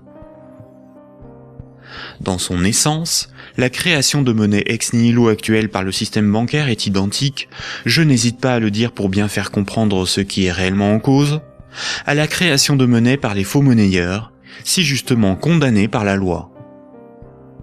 Concrètement, elle aboutit au même résultat. La différence est que ceux qui en profitent sont différents et autorisés à le faire. Les banques sont des entreprises à but lucratif. Elles ont des actionnaires, leur but est l'enrichissement. Par le privilège de la création monétaire, la spéculation et l'usure organisée à l'échelle industrielle, on constate une gigantesque concentration des richesses dans les mains d'un tout petit nombre de personnes. Quand on parle de richesse, il ne faut pas penser à de l'argent, mais à de l'immobilier, des infrastructures, des propriétés, des entreprises, bref, ce qui a réellement de la valeur. Des chercheurs suisses ont extrait d'une base de données de l'OCDE un groupe de 147 entreprises financières qui ont le contrôle des 20 000 plus grandes entreprises du monde. Et un plus petit groupe forme le noyau dur de ces maîtres du monde. Sans surprise, les banques, et plus globalement le monde de la haute finance, notamment anglo-saxonne, contrôlent directement ou indirectement la plupart des grandes entreprises du monde. 1% de la population possède 46% du patrimoine mondial. Ce mouvement de concentration des richesses s'est accentué dans les années 70. Le néolibéralisme consacre la loi du marché comme dogme économique. Il prône la libre circulation des capitaux, des marchandises et des personnes à l'échelle mondiale, et une concurrence libre et non faussée. L'efficience des marchés serait l'avenir de l'homme. Dans cette perspective, les États sont des obstacles à la dérégulation financière. Avant les années 70, l'État français pouvait se financer à taux fixe et avantageux par un dispositif appelé le circuit du trésor. La Banque centrale pouvait faire des avances significatives à l'État. À partir des années 70, ce dispositif a été démantelé. Les États ont été obligés de se financer sur les marchés financiers, avec un taux variable en fonction de l'offre et de la demande. Par ailleurs, l'industrie financière organise la fuite des bénéfices et fortunes dans les paradis fiscaux. Pour le seul État français, le manque à gagner sur les recettes fiscales est estimé entre 50 et 80 milliards d'euros chaque année, soit plus que les recettes de l'impôt sur le revenu. En d'autres termes, l'État est contraint d'emprunter aux marchés financiers, c'est-à-dire aux banques et aux clients des banques, ce qu'elle ne leur prend pas sous la forme d'impôts et de taxes, et de leur payer pour cela un intérêt supplémentaire. Sans les intérêts imposés par les marchés financiers, l'État français n'aurait pas dû payer plus de 1500 milliards d'euros d'intérêts en 30 ans. La totalité de l'impôt sur le revenu est consacrée au seul remboursement des intérêts de la dette. Si les financiers prêtent aux États, c'est parce que les États ont le droit de lever autant d'impôts que nécessaire pour les rembourser, et d'utiliser la justice et les forces de l'ordre pour faire payer les contribuables. La création monétaire est aussi appelée planche à billets, même quand il s'agit de monnaie scripturale privée créée par le crédit. C'est un terme péjoratif faisant référence à l'impression de billets de banque par l'État. Ce terme est parfois employé par certains économistes de manière démagogique, pour induire en erreur quant aux responsabilités de la création monétaire et de l'inflation. L'inflation, c'est la hausse générale des prix. Une même baguette de pain vaut 1,30 € en 2013, alors que 10 ans plus tôt, elle valait 50 centimes. L'inflation est due au rapport entre la création monétaire et la création des richesses réelles. Si on crée plus de monnaie que de biens et services à vendre, les prix vont augmenter. La déflation, c'est l'inverse. C'est la baisse générale des prix. Si on crée des biens et services à vendre, et qu'on ne crée pas de monnaie pour les acheter, la monnaie va manquer et les prix vont baisser. L'hyperinflation est une inflation excessive des prix, supérieure à 12 500% par an. Si une baguette de pain vaut 1 € en 2013, s'il y a de l'hyperinflation, elle vaudra au minimum 12,50 € un an plus tard. Dans les années 70 et 80, l'inflation a atteint 15%, alors même que l'interdiction de permettre à la Banque centrale de faire des avances à l'État devait nous prémunir d'une telle situation. En réalité, interdire à l'État le financement à taux avantageux par sa propre banque centrale était le moyen non pas d'éviter une inflation excessive, mais de transférer une partie des recettes fiscales de l'État aux marchés financiers, c'est-à-dire aux banques et à leurs clients, et d'assurer aux banques commerciales privées le monopole de la création monétaire en supprimant la concurrence de l'État.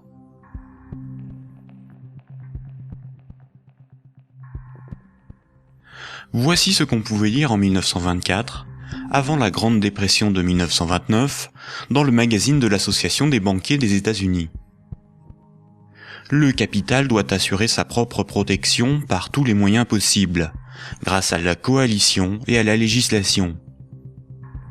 Les dettes doivent être collectées et les hypothèques exercées le plus rapidement possible. Lorsque les personnes ordinaires perdent leur maison à travers le processus de la loi, elles deviennent plus dociles et peuvent plus facilement être dirigées grâce au bras fort du gouvernement représenté par les principaux acteurs financiers et par une puissance centrale due aux richesses. Ces vérités sont bien connues de nos principaux intervenants, qui s'appliquent désormais à créer un impérialisme permettant de gouverner le monde. En divisant les votants grâce au système de partis politiques, nous les manipulons afin qu'ils dépensent toute leur énergie pour des problèmes n'ayant aucune importance. C'est donc grâce à une action discrète que nous garantirons la pérennité de ce que nous avons si bien planifié et accompli. Rappelez-vous, dans l'Antiquité, la monnaie physique a été inventée par des souverains pour lever des armées, conquérir de nouveaux territoires et instaurer une dépendance des peuples à la monnaie par la levée des impôts.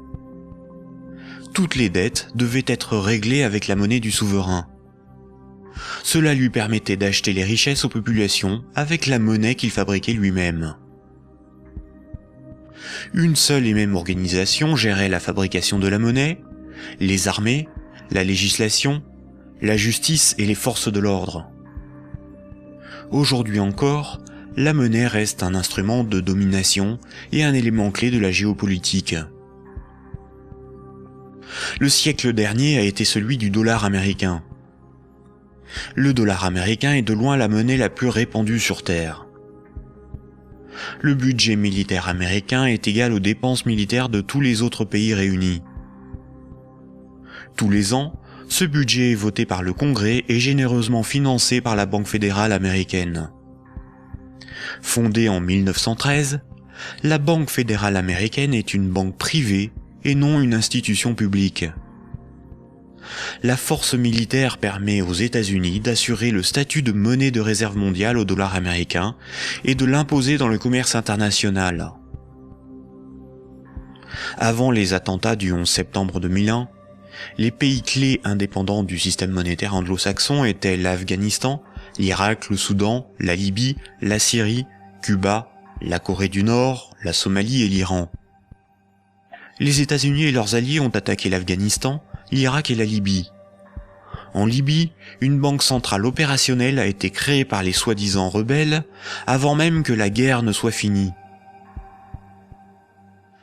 Le colonel Kadhafi, Saddam Hussein et Kennedy ont en commun d'avoir défié la domination du dollar américain du cartel de banques privées qui dirige la Banque fédérale américaine. Aujourd'hui, les banques centrales sont indépendantes de tout pouvoir politique et sont coordonnées à l'échelle mondiale par la Banque des banques centrales, la BRI, Banque des règlements internationaux, située à Bâle en Suisse. Ce n'est pas une institution publique, elle n'a aucun mandat. Ses membres ne sont pas élus, et pourtant c'est probablement le cœur du futur gouvernement mondial. L'application de la loi par les tribunaux, les forces de l'ordre, l'armée, sont comme des services assurés par les États à la corporation bancaire, qui contrôle aussi les plus grandes entreprises du monde. La propagande et la guerre permettent d'étendre la zone d'influence des monnaies, et donc le pouvoir de ceux qui en contrôlent la production. Sans la création monétaire par les banques commerciales privées, l'économie ne pourrait pas se développer, et le financement des États par les impôts et les taxes ne serait pas possible. Par cette dépendance, les intérêts de la corporation bancaire sont aussi ceux de la classe politique. Mayer Amschel Rothschild, célèbre banquier du XVIIe siècle, considéré comme le père de la finance internationale, a triomphalement déclaré ceci: « Donnez-moi le droit d'émettre et de contrôler l'argent d'une nation, et alors peu m'importe qui fait ses lois. » Est-ce vraiment le peuple qui a le pouvoir ? Démocratie veut dire le pouvoir au peuple. En grec, démos c'est le peuple et kratos c'est le pouvoir. Dans un état de droit, celui qui établit les lois a le pouvoir. En démocratie, c'est le peuple qui écrit et vote les lois. Une aristocratie, c'est le pouvoir au meilleur. En grec, Aristos, c'est le meilleur, et Kratos, c'est le pouvoir. En aristocratie, ce sont les meilleurs qui ont le pouvoir et établissent les lois. Une oligarchie, c'est le pouvoir à un petit nombre. Oligos, c'est un petit nombre. En oligarchie, c'est un petit nombre qui a le pouvoir. En France, nous sommes sous un régime dénommé gouvernement représentatif. Tous les 5 ans, on demande au peuple d'élire ses représentants parmi un groupe d'hommes politiques, dénommé classe politique. Les représentants écrivent et votent les lois, pas le peuple. Nous sommes donc dans une oligarchie. Historiquement, le terme de démocratie pour désigner le gouvernement représentatif a été employé dans les années 1830 pour tromper l'opinion publique et faire croire au peuple qu'il a le pouvoir. Ce mensonge perdure encore de nos jours. Si nous étions en démocratie, nous voterions nous-mêmes les lois, par des votations ou des référendums, et nous pourrions aussi en écrire, en proposer. En France, les représentants du peuple sont des politiciens de carrière, pour beaucoup fonctionnaires et issus de classes supérieures, âgés de 60 ans en moyenne. Ils ne sont en rien représentatifs du peuple français. Une fois les représentants élus parmi l'oligarchie de la classe politique, les électeurs n'ont aucun contrôle sur la politique menée et la législation établie. Les représentants votent selon leurs opinions, leurs intérêts, leur complicité ou leur carrière politique. Ils sont la cible de groupes d'intérêts qui influencent leur vote. Les textes de loi sont dans 9 cas sur 10 rédigés par de hauts fonctionnaires non élus. Donner le pouvoir à un groupe d'hommes issus d'une oligarchie, ce n'est pas avoir le pouvoir, c'est désigner ses maîtres. Les partis politiques, apparus dans les années 1840, étaient un moyen de canaliser l'insatisfaction des électeurs dans des oppositions et des conflits sans conséquences. Car si les lois étaient votées par le peuple, ce qui définit la démocratie, il n'y aurait pas de manifestations, pas de grèves, pas de mécontentement ou de troubles sociaux. Le peuple serait souverain. Durant la Révolution, les riches avaient bien plus à perdre que les pauvres. Voltaire, figure emblématique des Lumières, disait ceci. Un pays bien organisé est celui où le petit nombre fait travailler le grand nombre, est nourri par lui, et le gouverne. Si le pouvoir était donné au peuple, il aurait défendu ses intérêts propres au détriment de la minorité des riches, des notables et des banquiers. Écoutons le philosophe Alain Badiou parler de la démocratie actuelle. Alain Badiou, c'est ce que nous avons trouvé de moins mauvais pour choisir nos dirigeants. Oh, la théorie du moins mauvais, ça, vous savez, la théorie du moins mauvais ne peut pas impressionner le philosophe que je suis. Elle a beaucoup servi pour justifier le pire, le moins pire par rapport au plus pire, par exemple.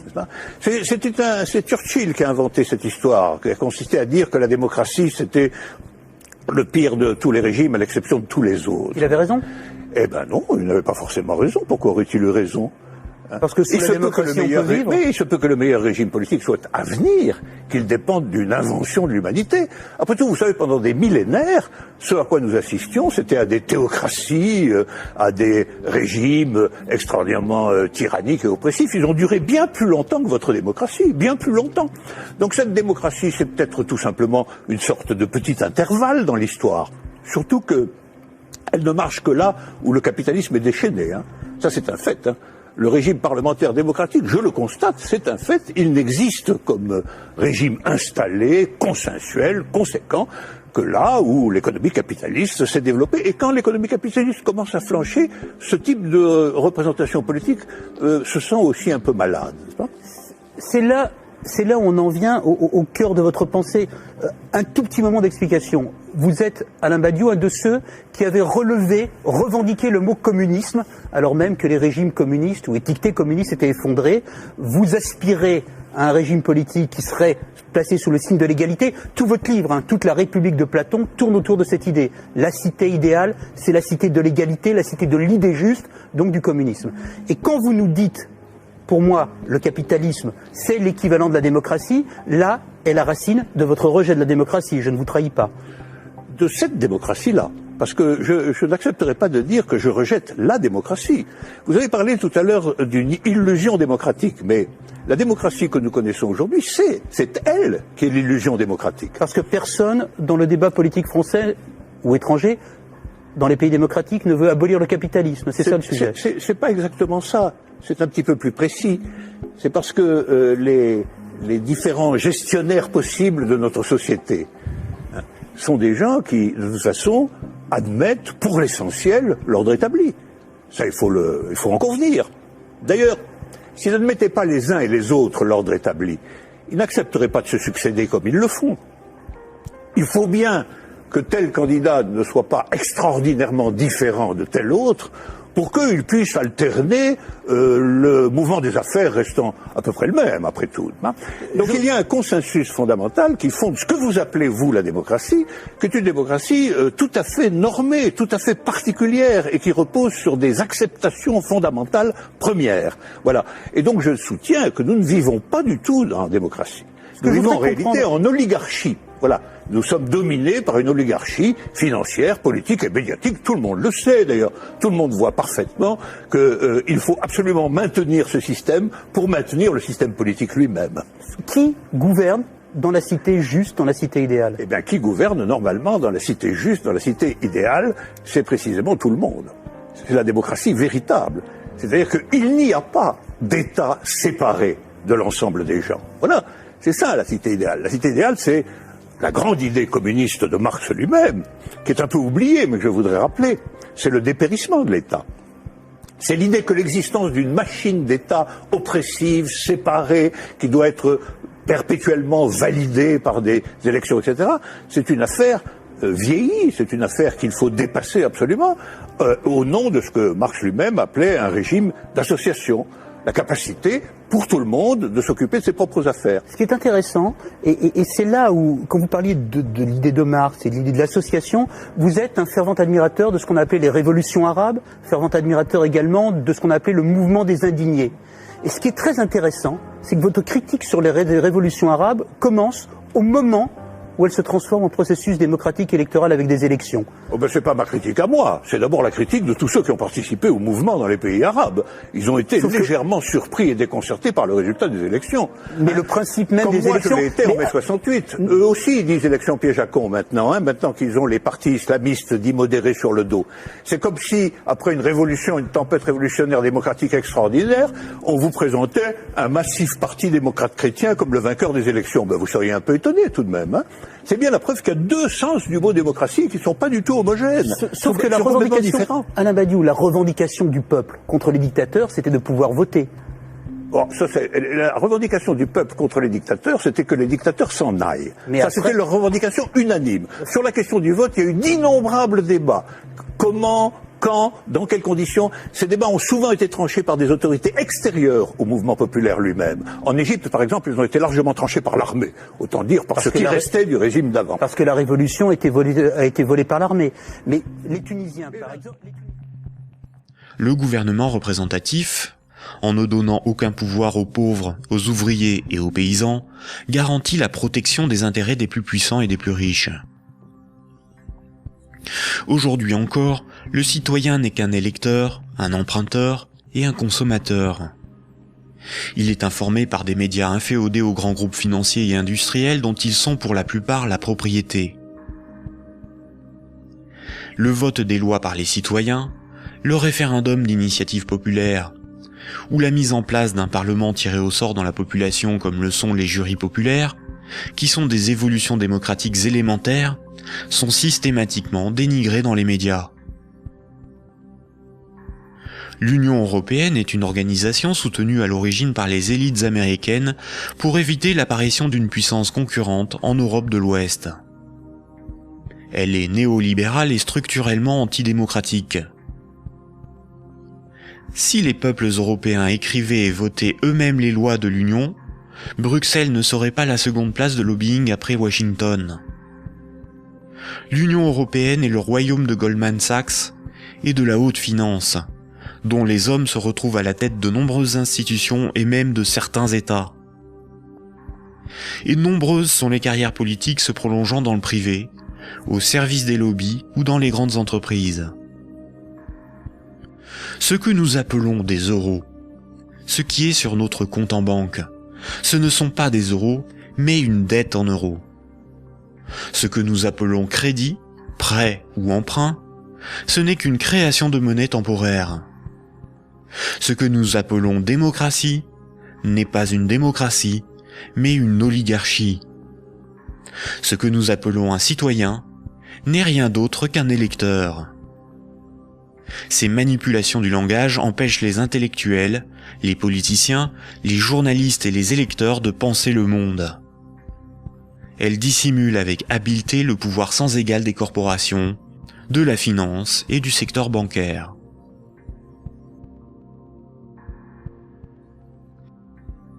Aujourd'hui, la planète n'est plus capable de se régénérer. L'humanité tout entière est en train de se confronter aux limites de la Terre elle-même et manque de ressources naturelles. Toute croissance économique nécessite beaucoup de matières premières et d'énergie.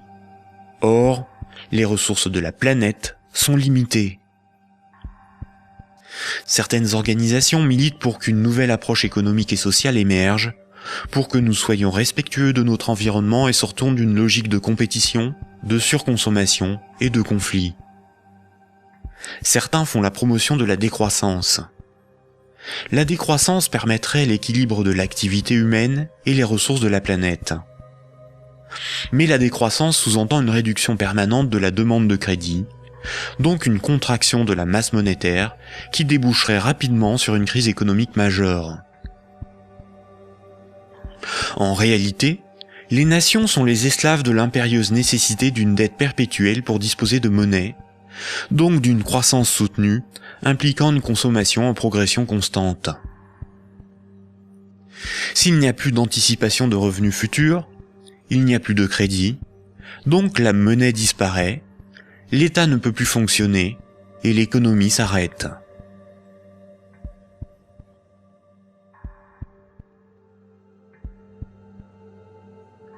La monnaie en circulation est créée par les banques contre intérêt lorsqu'elles accordent des crédits et détruite lors du remboursement des crédits. Ce cycle monétaire garantit aux banques une rente perpétuelle. Les créanciers sont les banques et le secteur financier, et les débiteurs sont le reste du monde. Notre système économique n'est en rien libéral, puisque nous sommes dépendants des banques pour réaliser le moindre échange économique. Nous ne sommes pas libres de ne pas être endettés. La rareté de la monnaie organise la concurrence entre les individus, entre les entreprises, entre les nations. Les banques créent la monnaie en fonction de leurs propres intérêts et non en fonction de l'intérêt général.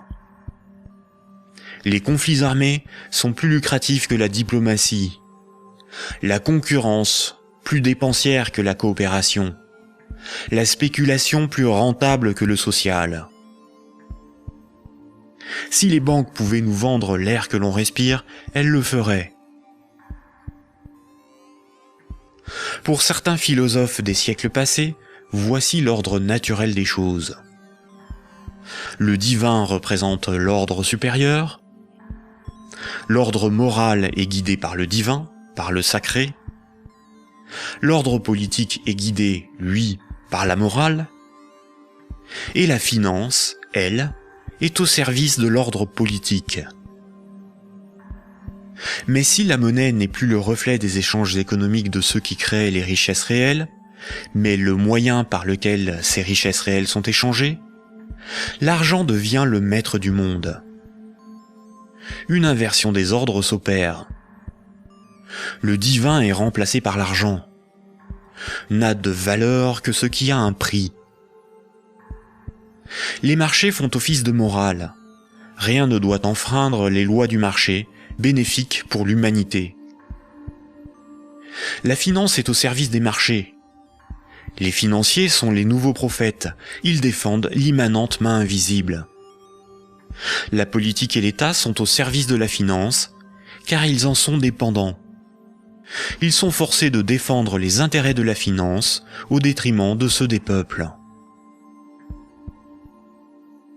Frédéric Bastiat, économiste politique au XIXe siècle, disait ceci. Quand le pillage devient un moyen d'existence pour un groupe d'hommes qui vit au sein de la société, ce groupe finit par créer pour lui-même tout un système juridique qui autorise le pillage et un code moral qui le glorifie.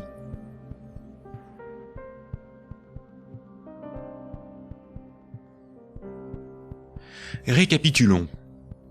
Voici les points importants qu'il faut retenir.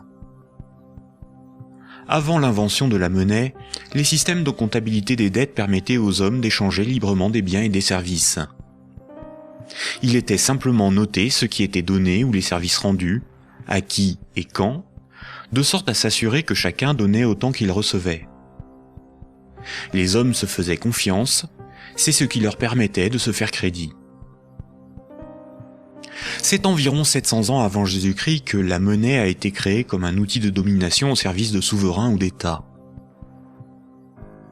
Le souverain payait ses soldats avec une monnaie qu'il fabriquait lui-même. Les soldats forçaient les paysans à accepter cette monnaie comme paiement. Le souverain s'assurait que personne d'autre ne produisait cette monnaie. Les faux monnayeurs étaient sévèrement punis. Le souverain levait ensuite un impôt dans sa propre monnaie. Les paysans étaient donc obligés de se procurer de la monnaie du souverain pour payer leurs impôts et éviter de finir esclaves, emprisonnés ou pendus. La monnaie permettait donc au souverain de payer son armée, de maintenir l'ordre par la violence et d'extorquer des biens et services à ses sujets. Dès lors, le terme de dette a été progressivement dévoyé. On disait que ceux qui ne payaient pas leurs impôts avaient une dette envers le souverain. C'est faux. Pour qu'un sujet ait une dette envers le souverain, il aurait fallu que le souverain lui ait d'abord donné quelque chose de valeur. Or, le souverain exigeait avec violence et sans contrepartie de la monnaie qu'il était le seul à fabriquer. Le mythe de la monnaie remplaçant le troc masque le fait que celui qui a le pouvoir de créer la monnaie peut s'approprier le travail d'autrui sans contrepartie.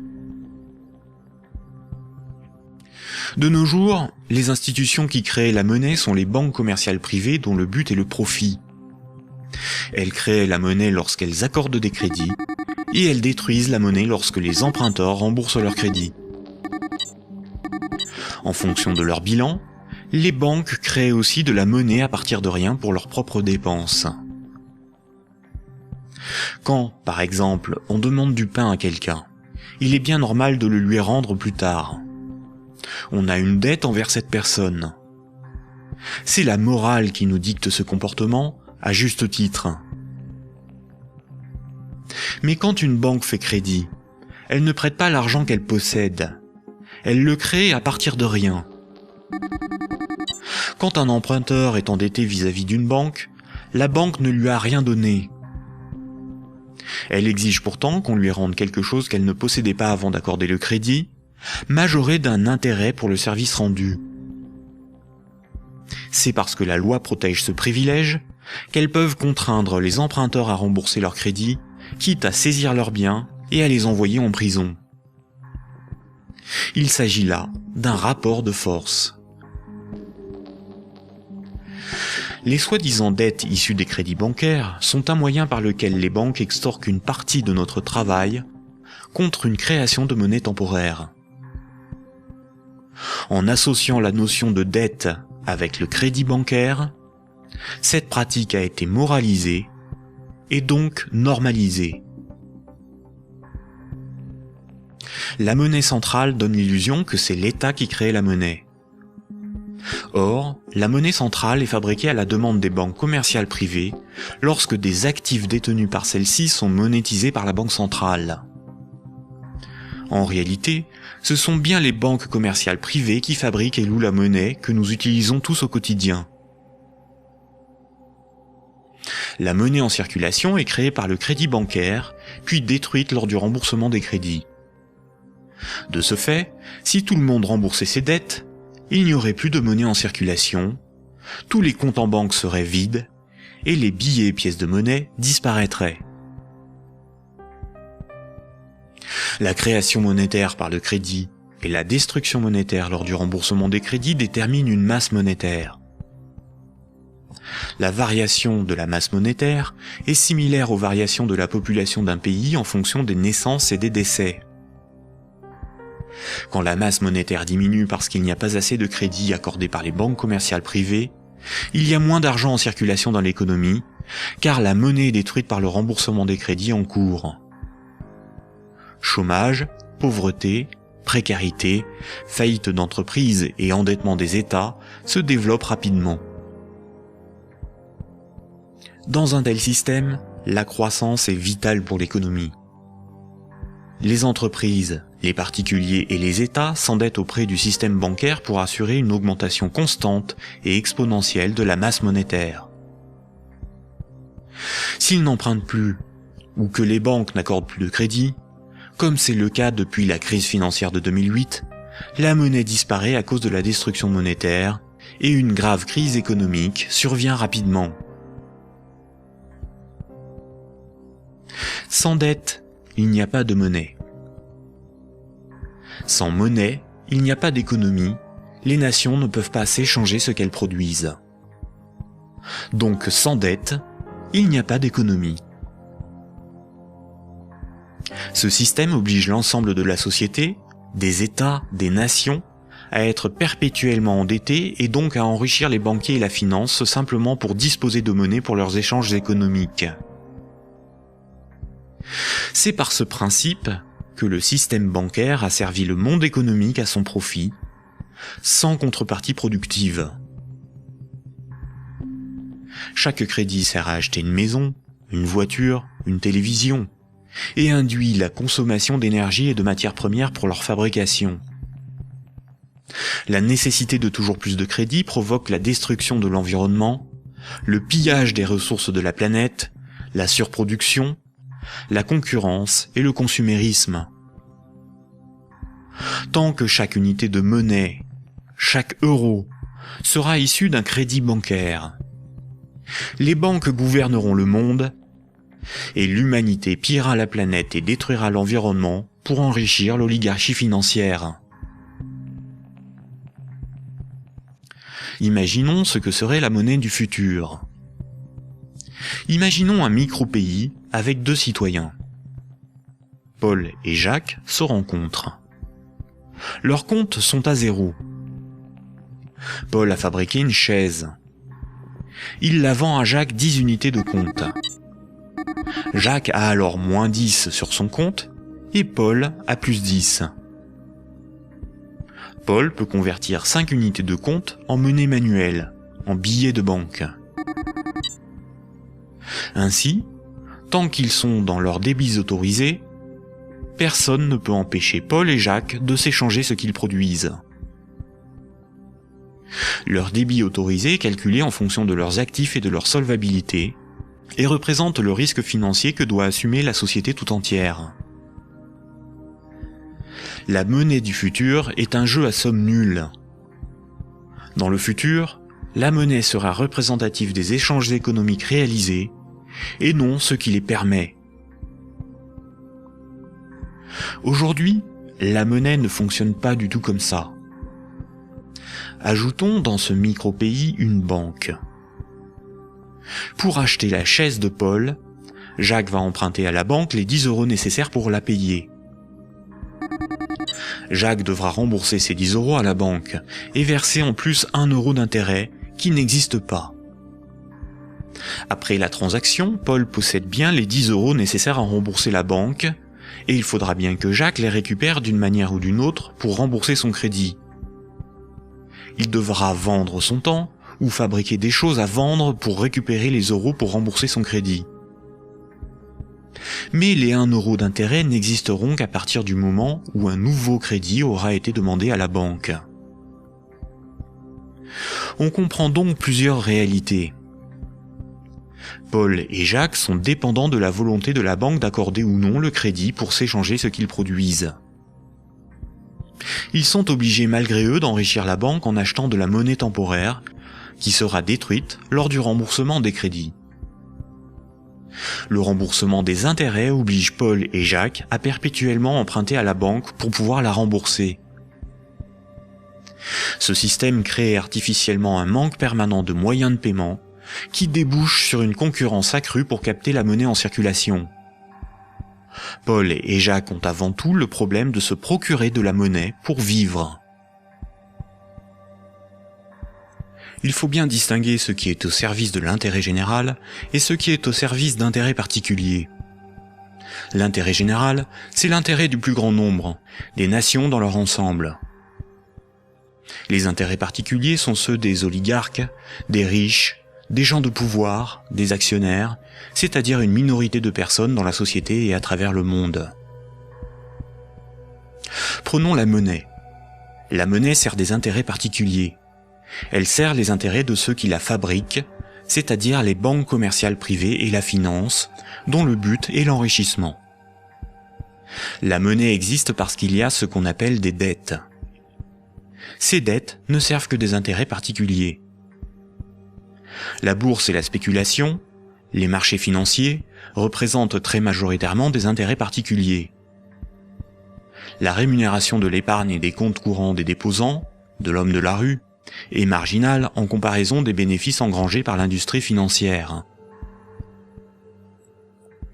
Le système politique, qui est censé défendre l'intérêt général, est forcé de protéger les privilèges des banques, des corporations et de la finance. Depuis les Lumières et la Révolution française, les régimes politiques basés sur l'élection de représentants ont été voulus parce qu'ils sont antidémocratiques. Ils permettent de défendre les intérêts de la classe supérieure et des élites par l'établissement de collusions toujours plus fortes entre la classe politique et les oligarchies financières et capitalistiques dont ils sont dépendants.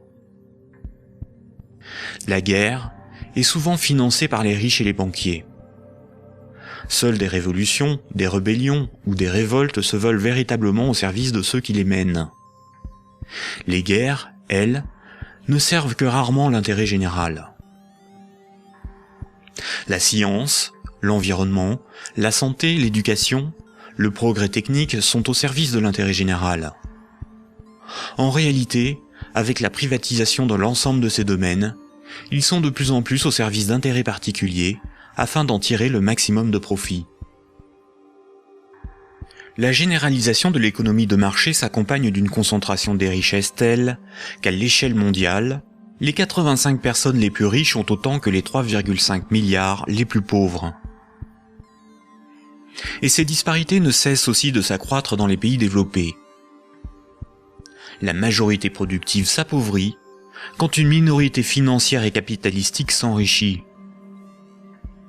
Les riches n'ont jamais été aussi riches. Comment en est-on arrivé à une telle situation ? Pourquoi n'y a-t-il pas de mobilisation ou de révolte contre le capitalisme et la finance déchaînée qui ne cessent de dicter leurs lois aux nations ? La dictature parfaite serait une dictature qui aurait les apparences de la démocratie, une prison sans murs dont les prisonniers ne songeraient pas à s'évader. Un système d'esclavage où, grâce à la consommation et au divertissement, les esclaves auraient l'amour de leur servitude. Aldous Huxley, dans Le meilleur des mondes. La croissance, essentielle à la domination de la finance, nécessite des travailleurs consommateurs dociles et manipulables. La télévision les divertit par les jeux, les séries, le voyeurisme de la télé-réalité et un flot d'informations brutes, sans aucune analyse, ne jouant que sur la force des images, l'émotionnel et les peurs primaires. On y fait l'apologie de l'oligarchie, des idoles, du consumérisme, de la légèreté, du sexe et de la bêtise. Consommer, c'est être libre et heureux. Réfléchir est futile et ennuyeux. Le vocabulaire est réduit, le sens des mots dévoyé, de sorte qu'il n'est plus possible de penser la réalité. L'éducation est réduite à une forme de conditionnement à la servitude et d'insertion professionnelle. Un individu inculte n'a qu'un horizon de pensée limité, et plus sa pensée est bornée à des préoccupations futiles, moins il peut se révolter. La destruction des États-nations, de la cellule familiale, la négation des identités culturelles, religieuses et sexuelles, sont les moyens de supprimer tous leurs repères aux individus. Ils n'ont alors ni l'environnement social et institutionnel, ni les ressources mentales pour s'opposer à la domination mondiale des multinationales et de l'oligarchie financière, politique et capitalistique. Il faut comprendre que la télévision, la radio et la presse sont des médias unidirectionnels, alors que l'Internet est multidirectionnel. Les médias unidirectionnels sont maîtrisés par un petit nombre de personnes soigneusement sélectionnées par les oligarchies politiques et financières pour délivrer des programmes servant leurs intérêts. L'opinion du citoyen est ainsi formatée, maîtrisée, contrôlée. À l'inverse, sur l'Internet, tous les intellectuels, philosophes et journalistes peuvent s'exprimer, partager leurs analyses, et le citoyen peut librement choisir ses sources d'information, partager ses opinions et en débattre. Pour maîtriser la liberté de l'Internet, l'oligarchie crée une fausse dissidence sous la forme de médias qui semblent subversifs, comme Mediapart, Rue 89, Le Canard enchaîné, le magazine Marianne, ou encore des organisations comme Wikileaks, dont la fonction est de canaliser les citoyens les plus critiques sur des sujets sans importance, d'organiser leur indignation, de monter les uns contre les autres, et de décrédibiliser les analyses réellement subversives. Et quand le prêt-à-penser perd trop de terrain, la liberté d'opinion et d'expression n'existe plus. L'Internet tout entier est diabolisé au nom de la démocratie, de la République, ou encore de la lutte contre un terrorisme fictif ou fabriqué. Les grands médias qualifient de racistes, de terroristes, de fascistes, de xénophobes, d'antisémites, de négationnistes, de conspirationnistes ceux qui analysent les faits, critiquent le système et tentent d'en exposer les fondements.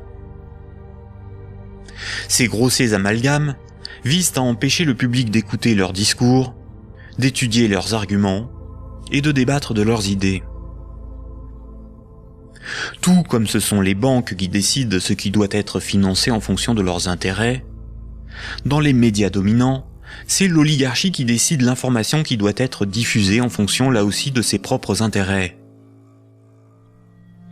Le contrôle du vecteur soit de la richesse, c'est-à-dire la monnaie, soit de la connaissance et des idées, c'est-à-dire les médias, soit encore du système législatif, c'est-à-dire le gouvernement représentatif non démocratique, sont les instruments de la domination des oligarchies. Dès lors, il ne faut pas tomber dans la provocation, l'extrémisme ou la violence. La violence et la provocation sont ce que le système attend pour justifier la censure, le contrôle d'Internet et la mise en place d'un État policier. Il ne faut pas non plus dépenser son énergie sur des détails. Il faut au contraire remettre en cause les fondamentaux sur lesquels repose ce système de domination. Tous les mouvements progressistes, sociaux ou alternatifs, quelle que soit leur forme, associations, partis politiques, ONG, et quelle que soit leur cause, devraient faire la promotion de 3 changements décisifs pour le monde de demain. Premier point. Remettre la création monétaire au service de l'intérêt général. Tant que ce sont les banques qui décident ce qui mérite d'être ou de ne pas être financé en fonction de leurs propres intérêts, le pouvoir politique et le libéralisme ne sont qu'illusions. Les banques ne sont pas là pour faire du social ou de l'investissement. Elles sont là pour faire des profits en prenant le moins de risques possible. Deuxième point. La création monétaire par le crédit à intérêt et la destruction monétaire lors du remboursement des crédits forment un système pyramidal obligeant l'humanité à détruire la planète pour le seul profit de la finance. Nous devons mettre en place un système monétaire permettant d'adapter notre niveau de vie aux ressources de la planète et garantir ainsi un environnement viable aux générations futures. Troisième point, instaurer un système politique réellement démocratique. Seule une véritable démocratie permettra de garantir que les 2 premiers points sont durablement défendus. Contrairement à ce que les élites veulent nous faire croire, des peuples éclairés sont tout à fait à même d'établir une politique qui défend leurs propres intérêts et les intérêts des générations futures. Ces 3 points sont intimement liés. Sans une monnaie réellement publique, le lobby bancaire aura toujours la capacité de faire plier les gouvernements et changer les institutions.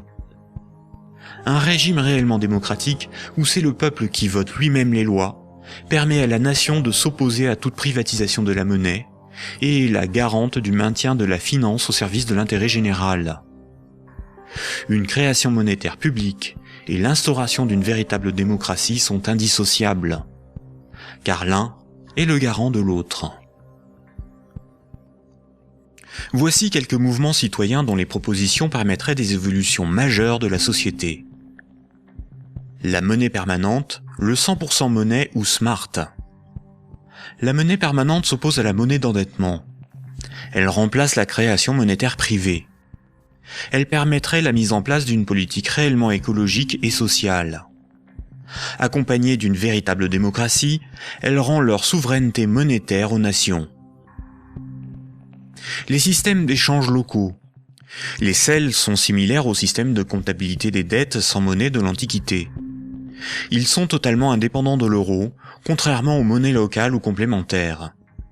Si une monnaie locale ou complémentaire est créée en échange d'euros donnés à l'organisation qui les gère, elle ne provoque qu'un protectionnisme marchand à petite échelle. Le revenu de base est le dividende universel. Tout en bouleversant les rapports sociaux, il impose de repenser la notion de travail, de justice, et induit une refonte du système monétaire pour être appliqué à grande échelle. Le tirage au sort. Un parlement non élu, mais tiré au sort dans la population est un système par nature démocratique, incorruptible et parfaitement représentatif. Il s'inspire de la démocratie athénienne et des jurys populaires, évite les dérives électoralistes et institue l'impuissance des lobbies. La démocratie directe. Il s'agit de faire voter les lois par référendum. La Suisse, par exemple, par ses votations et son référendum d'initiative populaire contraignant, est très proche d'une démocratie directe. À nous de sensibiliser nos proches, nos concitoyens, nos décideurs, nos élites, sur les fondements du monde d'aujourd'hui, et de faire la promotion de ces alternatives économiques, financières et politiques essentielles au monde de demain.